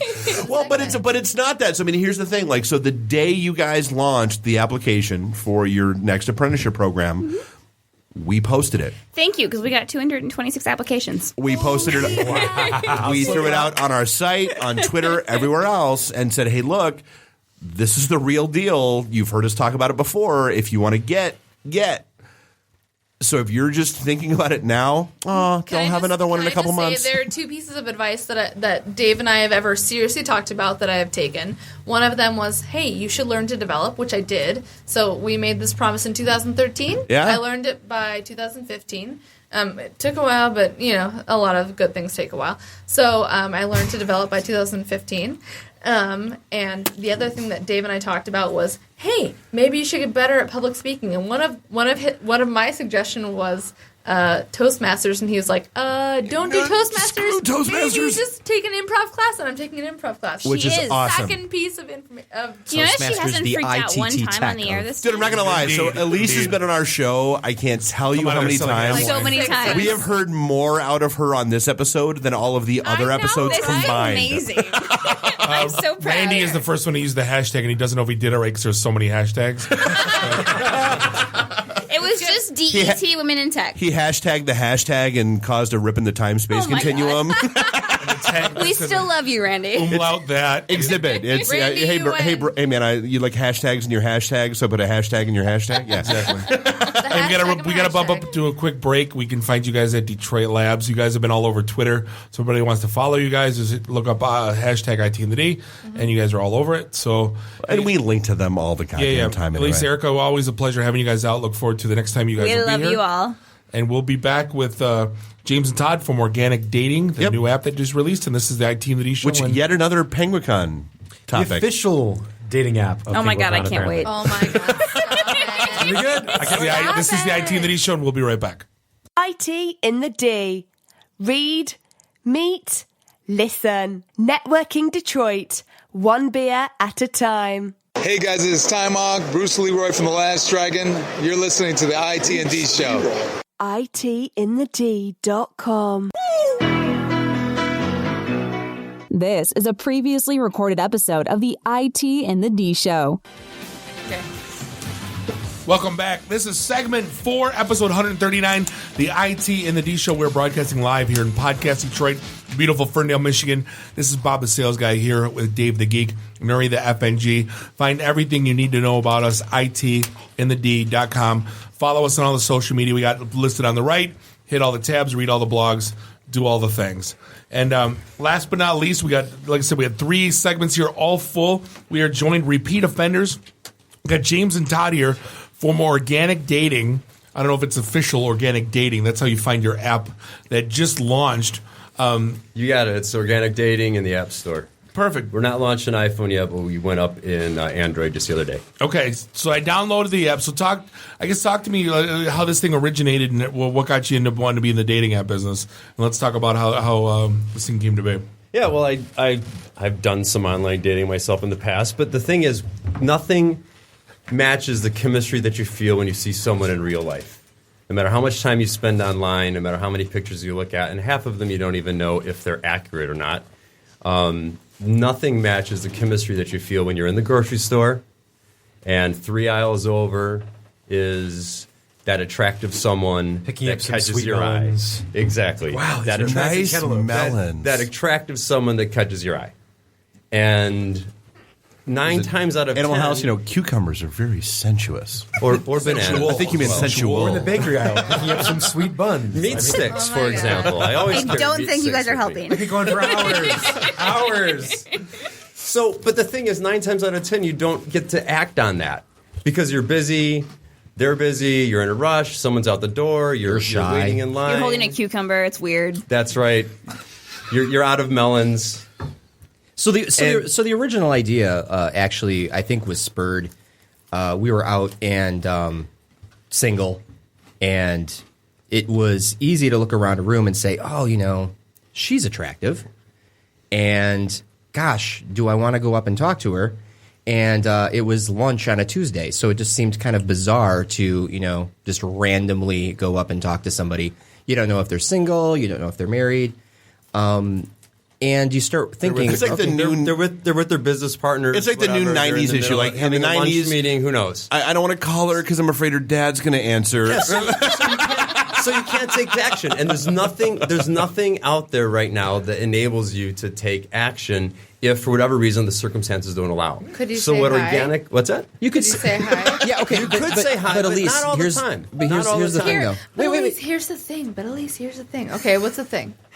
The thing is when you were single, Uh-huh. how often did you see an attractive guy, All the time. and how often did you act upon that? Whenever I wanted. Did you really? Did you Yes. really assert yourself? Like about how many Look at times? me, please. Yes, I No, did. I'll vouch for Elyse. She probably did. Was this before or after Toastmasters?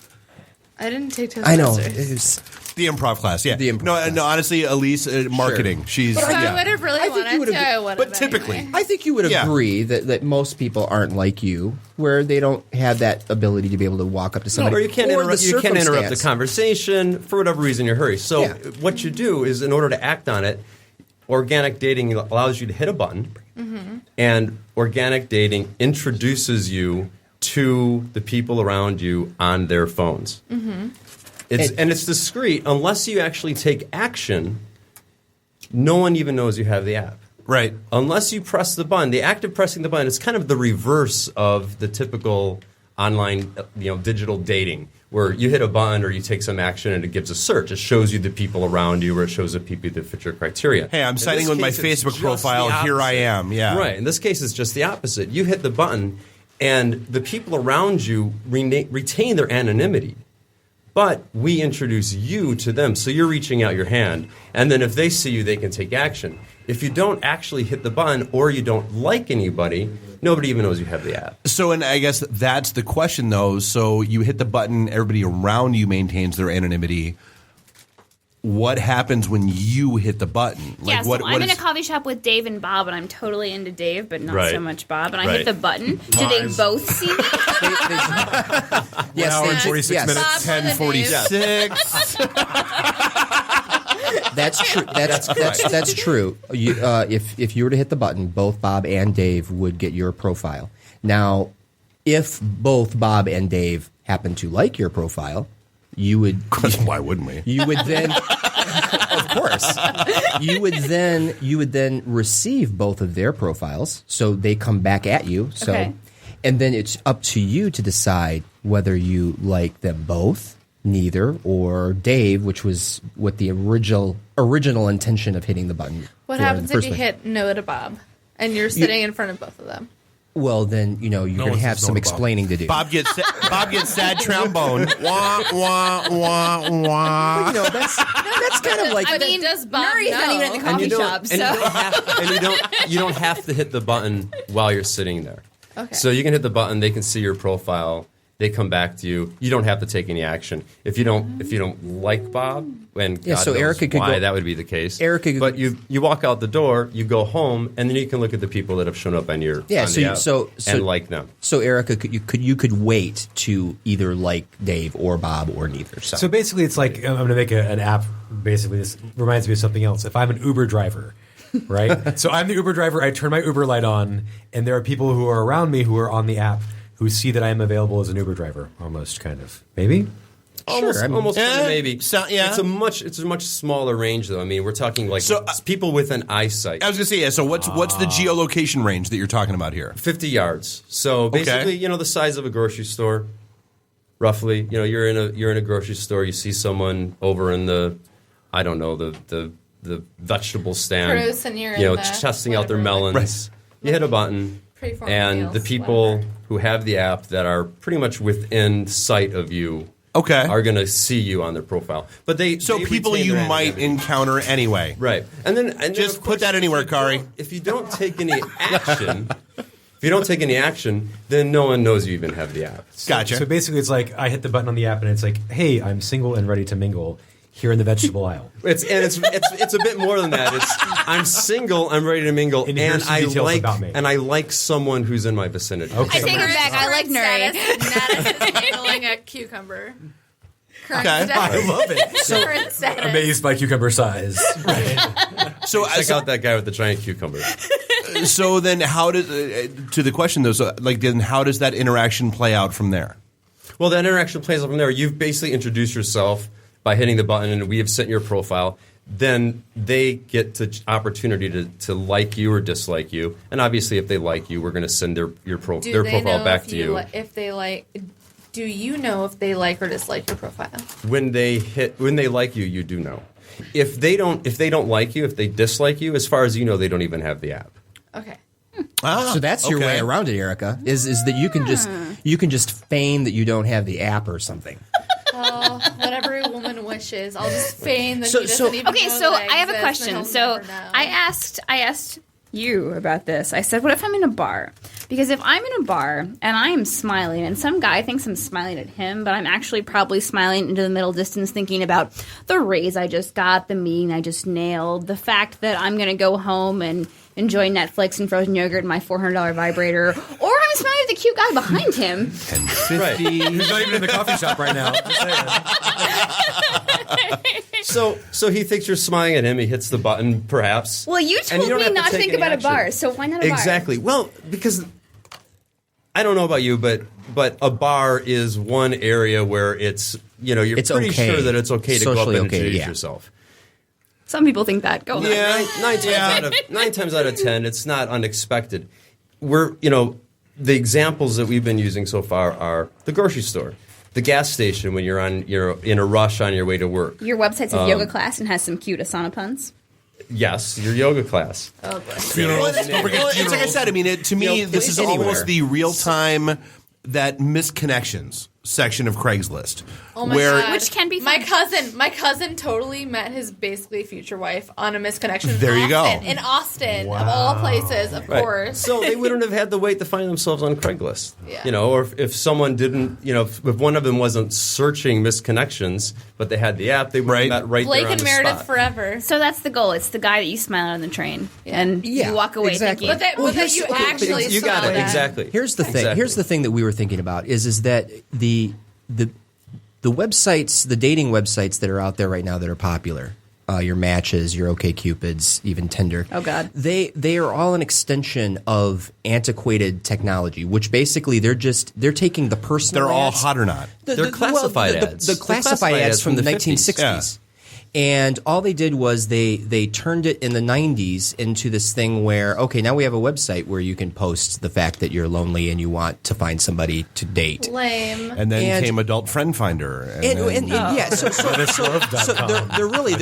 they're all profile based, where you post things about yourself, some pictures, and then you go wait at for it. someone to find you. None of that technology has utilized what we all are carrying around in our pockets right now, which are smartphones, and Except for Rhino, who still has the clamshell. Right. Yes, except for Rhino. But we all are, and they all have the capability of telling other users our general vicinity or marking a place in a moment. So that means that if I see you at a certain place, I can In send essence, out my.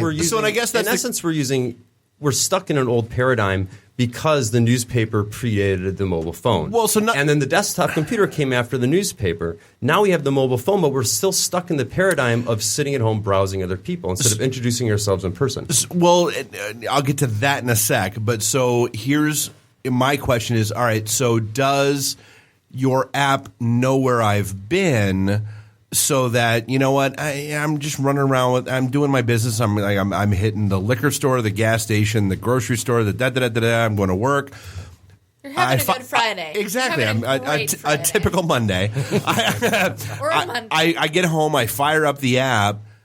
Does it know that, hey, someone was at the gas station that I was at 4 stops ago that was looking for me, or might have been looking for me because they were there at the same time I was. If they hit the button while you were at the gas station, yes. Okay. When you get home and you haven't looked at your phone all day, right? Because nobody looks at their phone all day. When you get home, no, not at all, and pull out your phone, if they hit the button while you're at the gas station, you'll see them. And then the other thing we do is we have something called near misses, which is you can't be everywhere at the same time, but the people that go to the same places that you do are probably likely matches. So let's say you go to the gas station at 10 o'clock, and someone who matches your criteria goes to the gas station at 2 o'clock. Bob likes Telway at 2 a.m. Right. I like Telway Well, at any a time. better example in this case would be the grocery store, the library, whatever. Then what we do is we serve up near misses. We know you were there, and the woman of your dreams, the potential woman of your dreams, was there 4 hours later. Right place, wrong time. Right place, wrong time. You're gonna get matched to Then every we can drunk guy at match 2 in the you up morning with ever. the near is what miss. So interesting question. Are you guys doing just heterosexual couples? Are you doing? This is a dovetail into you guys are coming to Penguicon. So we've had this, and Penguicon has alternatives. Let's call it a diverse selection, non-binary of interests. It's non-binary. Yeah, we have preferences for females, males, and both. So you can set your preferences. So if you happen to be a gay male and you want to find other males, you just set your preference to male. Okay. And your age, and then you write a short description. It's kind of ridiculously easy to set up. It's just it's very similar to Tinder in the respect that it uses your Facebook login for security, and then it pulls a picture of your choice from Facebook. And then you put a description in. So now, and I guess here's a question with that, because there was a story we didn't get to where there was a flaw that was found in the Tinder API, where basically you can now do an open search on a website through Tinder's API to find out if anyone and everyone that you know is on Tinder. Actually, I don't think that's a flaw. I think that Tinder has made that information Tinder is available, describing it as a flaw. And for $5, you can basically say, let's look for Nuri and Ferndale. Who's, I think in his low 30s, and find his Tinder profile. Yeah. But from the way I find his understand Facebook it profile. is part of the Tinder privacy policy. It's always the Tinder privacy policy has always stated that the information was publicly available. They actually had apps a year or two before this one came out that would game the system, so to speak, that would actually show you users that pre-liked you. So you could see a list. You wouldn't have to play the game, so to speak. You could see all of the users that already liked your profile, and you just see them in a big group. Well, and Zeusk, I think, was the one that got into hot water over that, because they were basically creating an online dating profile for anybody in Canada that had a Facebook account. Oh, wow. Yeah. Leave it to the Canadians. So do they apologize about it? Yeah, they said sorry. Sorry. Leave it to the Canadians. Sorry. So sorry. Here's some poutine and a hockey puck. Sorry. Poutine and dating and a apps hockey just puck. don't. Sorry. Yeah. Don't they though? Okay, so I mean, so you're available on Android. How do people find out more? Where do they go play? We've got on the App Store. It's just do a search under organic dating. We'll show up at the top of the list. And then our website is organic.date. Not a .com address. It's organic.date. So, and more importantly, so we've talked about this. So organic, when I hear organic, I think the design company up on Telegraph that used to do all kinds of stuff. Next step is I think about Whole Foods. You're trying to bananas. Yeah, exactly. I'm trying. Yeah. And then for what it's worth, the logo that you have out there, it feels like I'm looking for a 1950s housewife. So, maybe you are. So I got the sexy librarian from that. Dave got 50s housewife. So Good, I'm not sure either one was on the right I'm track. I'm a big fan of the sexy librarian. Ditto. The idea is, as far as organic goes, this is about meeting naturally. This is about going back before online before the digital dating thing, and meeting people before digital dating, but through an app. Exactly. That's exactly right. It would be like having Elyse with you all the time, where she could just go up on your behalf and talk to somebody. That's right. 10:58. You promised me segment 5. Oh, we're not done yet. I hit the button. So you guys have nefarious plans for the app for PenguinCon? You want to? No, it's not nefarious. I mean, I'm not going to lie. I mean, to me, for you guys, this is the big, giant beta test in the wild. Sure. And if there's a crowd that's going to break your app, and that's it's why the we're there. PenguinCon crowd. That's why we're there. Like, no joke. We are the official Yeah. dating app. PenguinCon's never had one of those before. 2016. This is a big step for us. Yeah, we're all in it together. It's a first time for everyone. So how do you expect it to be used at PenguinCon? What do you like? Oh boy. We're going to introduce everybody to it. We expect people to experiment with hitting the button and meeting the people around them. You know, from what I understand, PenguinCon is a mixture of users who have different comfort levels with introducing themselves to people, and this is the perfect app for someone who may not be, you know, that comfortable with walking across the room. Wow. And shaking someone's hand. Yeah, we give panels on like flirting for geeks and things like that, just to try to help. And you guys have the badges that are like red means don't come talk to me, green means like totally come and say hi. And all that interaction kind of level, totally. Yep. I see this being like a really That good makes thing. I'm really sense. excited about. Yeah, great. So a red badge may be more comfortable with hitting the button and starting out by having a chat online, or the red badge may be, you know, interested in being approached that way. Bob, I think there's enough here. Can we eat like a mini segment 5? We'll take a quick break, reset. You guys go ahead. You got to fly out in the morning. I understand. Bob's got to go, but we'll be okay. I never have to go. That's what she said. I was like, how do I turn that into? Five's my favorite number. There's a corollary there that I won't get into. All right, so I'll tell you what. We'll take a quick break. Bob's going to run away, but we'll come back for segment 5. I think there's more to be said here. Yeah, so we'll be right back with segment 5 of the ITintheD show. This is a previously recorded episode of the ITintheD show. All right, so we are back for in this studio an unprecedented segment 5 of the ITintheD show. You're welcome, America. We have lost Bob. We have gained Nuri. All right, we have gained Kari. Kari Fraser. Nuri's been here the entire time. We've gained Kari. Give it up for Kari. We've got Kari Fraser of DetroitisDifferent.com. You should totally check out his blog. Exactly. I'm sorry. I'm still baffled and befuddled by the leather pants. It was the fireball, actually. You really can't blame him. I'm sorry you're not here. Leather pants. I blame them, and you should I'm be sorry. stronger. Has she not stood up yet? I can turn around if you want. They're both wearing leather pants. You all are going. Yeah, here. We'll just. We just did an entire video segment without them in all of leather a sudden, pants. I'm just saying. this show has become Howard Stern. We've just lost our clean tag on iTunes. Yes, Right. this Yes. is- All You're right, and welcome. we just lost like a million listeners And by all not of our having them in leather listeners. pants on the video. More like You may gained a million you may have listeners. gained a whole new demographic. All right, so there was a couple things we wanted to touch on, and I want to make sure we get there. So we wanted to talk about the Apprentice thing. So again, it is closed. You guys are already good and set this time around. This time. And we did, and we talked about it. Mm-hmm. We touched on it briefly because when you guys announced it, we published it. We were there. Thank you. We tweeted it out. We put it on our Facebook page.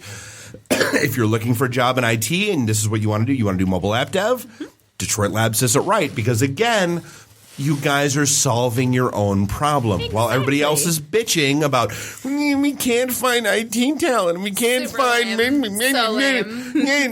Oh, what did Detroit Labs do? They went out and created an apprentice program that hires people at a decent living wage. So we solved while our you problem teach and them now- to code the way you want them to. Ta-da. And Elyse, you were a product of that, right? She was. I was. We will talk about that after Erika talks about her part. Whatever. So we solved our problem, and we also solved our clients' problems, which was never part of the plan. But we created our program. We trained, I think we have like 18 developers that we've trained out of our program that are now part of Detroit Labs. Like I can walk through and any minute of the day, like see somebody who came through the program.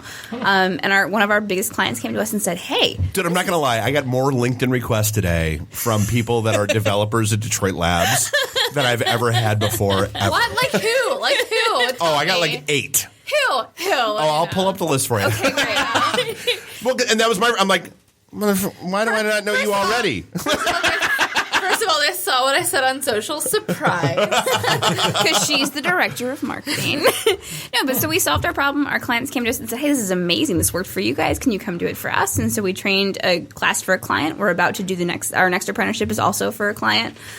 So yeah, we specialize now in training developers for other companies. So talk about this apprenticeship program. Like what do people need to do to get in? What is the course and curriculum of the apprenticeship? Like, what do people do? Sure.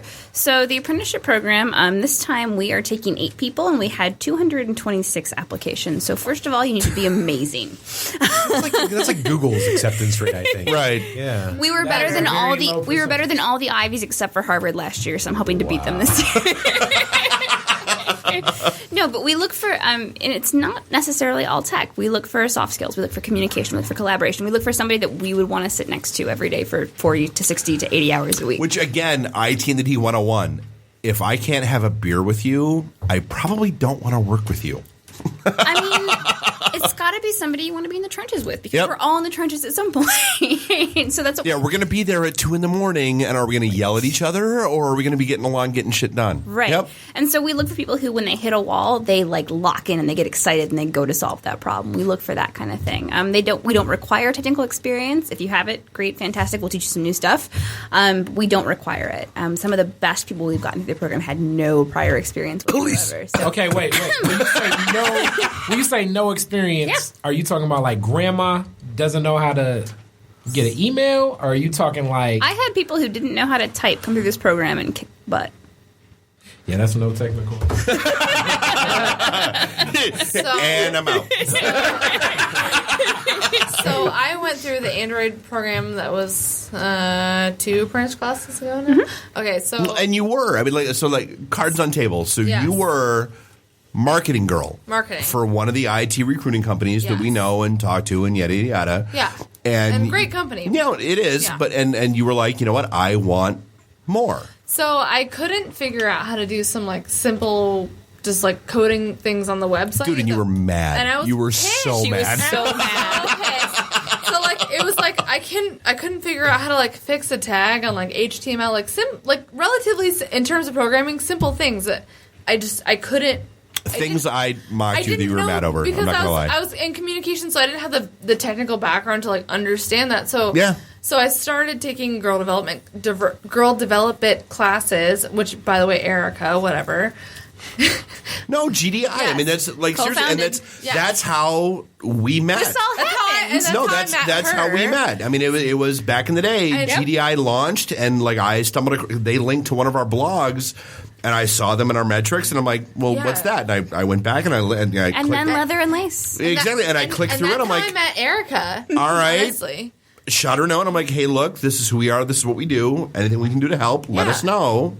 So I went through girl development, and I took an HTML class and an intro to Android class, like right before the apprenticeship, which I had applied to, and then I got in and I took it, and it was hard as hell. Sorry. Bleep, hell. I only look nice. Yeah. 11:18 bleep. So I'm not an engineering thinker necessarily. I'm more of like I'm a visual learner. So there was some different like hoops I had jumped through. Anyway, so I made the apprenticeship. I was a junior developer for some time, and then I realized that Detroit Labs had a need for marketing, and I went for that, and so that's what I'm doing now. But in terms of development, like my entire life changed, like understanding marketing and technology and the world in general as it stands, like knowing development changed that entirely. Dude, welcome to understanding both sides of the equation. Everything. And that's what people don't. It's like a rare unicorn, too. Right. No, it's what too many people don't understand. Like I've been Knowing told, how to seriously. program changes your life. Like you understand a language that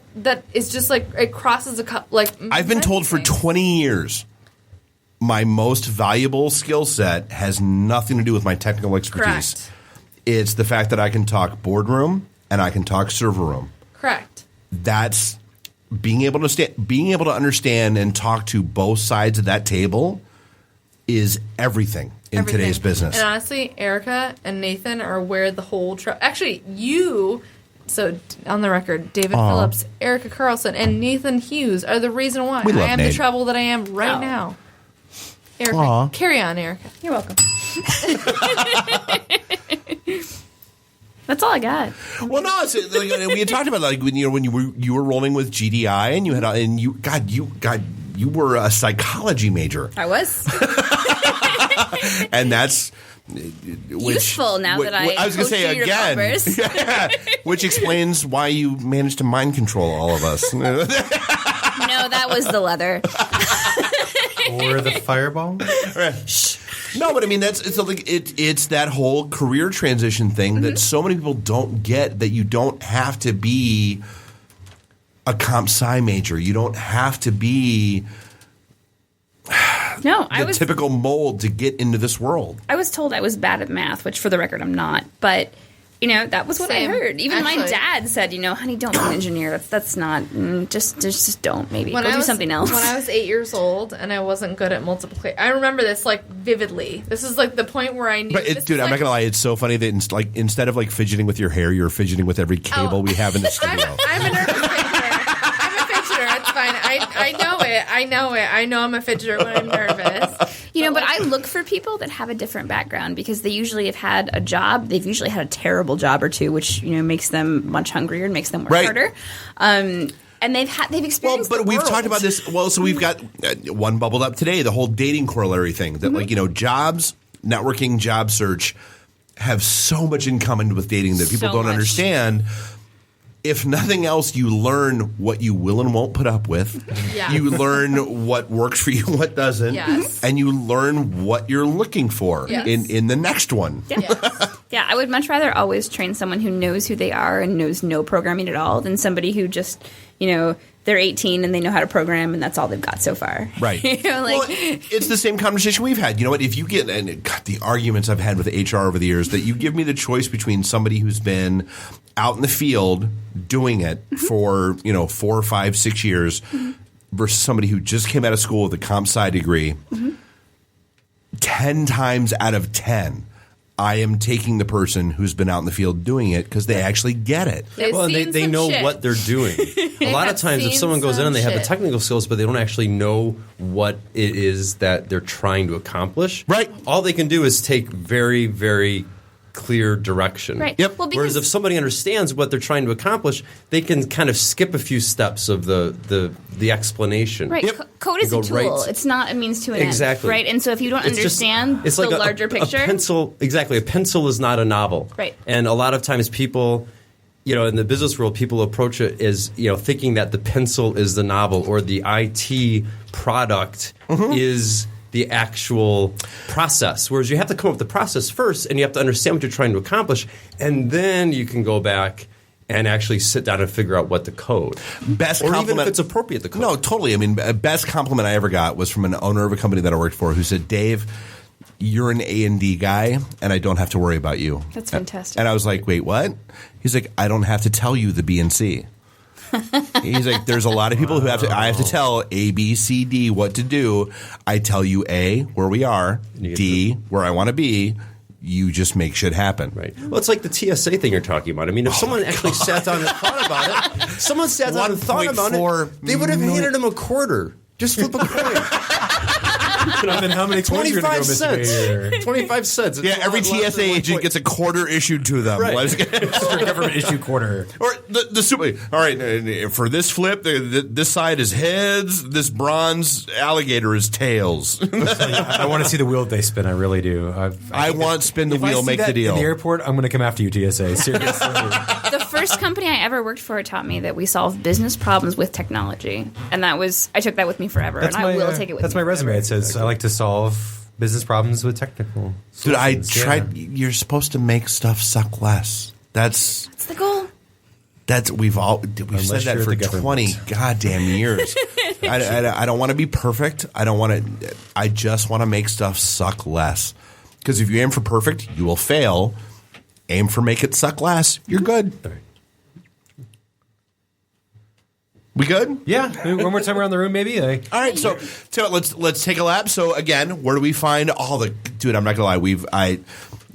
I think we already have the deal worked out for the computer at Motor City Comic Con. So yeah, we're gonna. So where do we find all the fun stuff about Lego computers? TotalGeekdom.com. Everything is there. All the different models, all the different things you can see. It's all in there. You are the coolest person on the show tonight. And Mike has the best business card too. Did you get one of these? Oh, totally did. That's amazing. So cool. We should tweet out a picture of maybe someone with maybe his information blacked out, but at least the card because it's the coolest damn card. Absolutely. What's that? Shouldn't black out his. Why blacked out? Yeah, because he totally doesn't want people to find him on our So in Erika and Elyse, everything that you guys have going on out at Detroit Labs, where do people find out more? DetroitLabs.com. Okay. All right, and then guys, the organic dating app. You got it, organic.date, or under the App Store, just search for Organic Dating. And we'll see you at PenguinCon. We're going to break it. We'll be at PenguinCon. If you're listening to us in Detroit, we're good to go. We're launched. We're piloting it here. If you are outside of Detroit and you download it, that happens. Not going to be much. We've got it. Yeah, you're welcome to download. We've got some of those listeners. You're welcome to play with it, but of course, there's not. But tell people about it. But tell people about it. Right. Absolutely. But also play with it. And Erica's told us that we already need work on our website, so we'll work on that. Or Sorry, just Eric. your logo But thank that you, she though. wasn't happy with. No, she thought sexy librarian. And Dave thought 50's housewife, so there's some space between us. I guess it was most telling when you decided to choose Dave over Bob when you were at that coffee shop. Yeah, well, you know. No, Actually, the most telling was that Nuri wasn't even in the room. And after he gave me Fireball. So, hey, this is episode 139 of the ITintheD show. Thank you for joining us. It was a good one, too. All things are at ITintheD.com. We will have the recap with all the links and all the fun stuff from this episode out there. Give them the update about where they need to be next Thursday. Well, so next Thursday we'll be at Blackfin. It's our home base. So back room, 5:01 p.m. We'll be there. The other things we didn't talk about, just real quick. On May 5th, another Thursday, we're going to be having an open podcasting event. If you are in Metro Detroit, anywhere in Southeast Michigan, you're interested, involved, if you're already podcasting, if you want to be a podcaster, anything like that, come join us here at Activate. That's right downstairs. Worst case scenario, you're going to have some phenomenal drinks and play some great video games, and just talk with other people that are trying to do what you do. It's a good thing. And then we're queued up for PenguinCon. PenguinCon in just 3 weeks? God, is it that close? And it's our birthday weekend. Like the official Bob and Dave birthday party happens at PenguinCon. The official birthday party of PenguinCon 2016. The official My birthday's on the 26th. Yours is on the 27th. When's yours? September the 19th. Oh my God. When's Bob's? No, Bob's May 1st. Okay. So we have the 26th, 27th, and May 1st. There you go. So we're going to have a really good party. Nuri, bring the Fireball. Be ridiculous and all. Fireball. And then Motor City Comic Con, all good things will happen there. This is on the air. It's on the air. Nuri's insuring my ticket. It will be there. It's on the air. Let the record state the defendant. Marketing. Should you read that back for the record court recorder? No, so again, episode 139 of the ITintheD show. Thank you for listening. We are out at ITintheD.com. All the fun stuff that we have and have had for you. I guess that's it. We love you. Good night. So Bye. can I do the Bob thing? Absolutely do your thing. So drink up your drinks, get your phone numbers. You got to go home. You can't Don't stay got to here. go home. You just can't stay Something here. like that. yeah, and stuff. I didn't want to be drunk in public. Detroit. That's right. I didn't want to be drunk. I wanted to be drunk in the bar. They threw me into public. All right, we're out. See ya. Beat it. The emergency destruct system is now activated. Conan, what is best in life? To crush your enemies, see them driven before you, and to hear the lamentation of their women. Long live Flash. You've saved your life. Have a nice day. I have come here to chew bubblegum and kick ass. And I'm all out of bubblegum. Nice shooting, son. What's your name? Murphy. Make the run. The run. Game over, man. Game over. It's over, Johnny. It's over. Nothing is over. Nothing. You just don't turn it off. I can't say no, and I don't really want to, so. Well, especially with the back doors open. Yo! Hold up! Time out! Time out! Y'all take a chill. You need to cool that shit out. And that's the double truth. Ruth. Bob loves it in the can. I hope this was as much fun for you as it was for me. That's why I like it in the can. Joe on the cheese.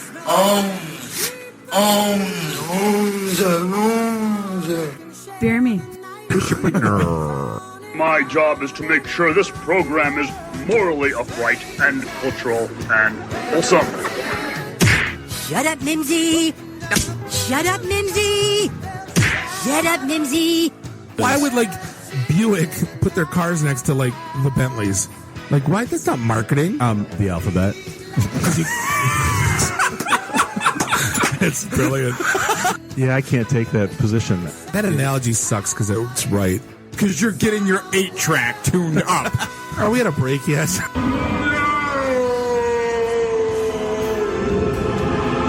Yeah, so now I'm just doing stupid stuff to make me laugh. Venture capital is not the end game. When are we going to talk about me? Jane, you ignorant slut. It's my show. I can say what I want. Yeah. Kiss my ass, go home, unplug, get off the goddamn internet. You are everything that is wrong with the internet right now.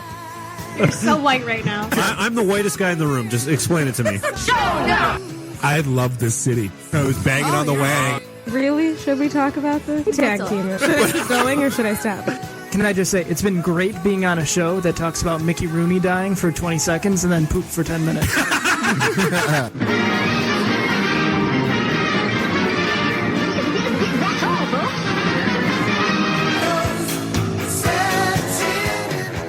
This is a previously recorded episode of the IT and the D Show.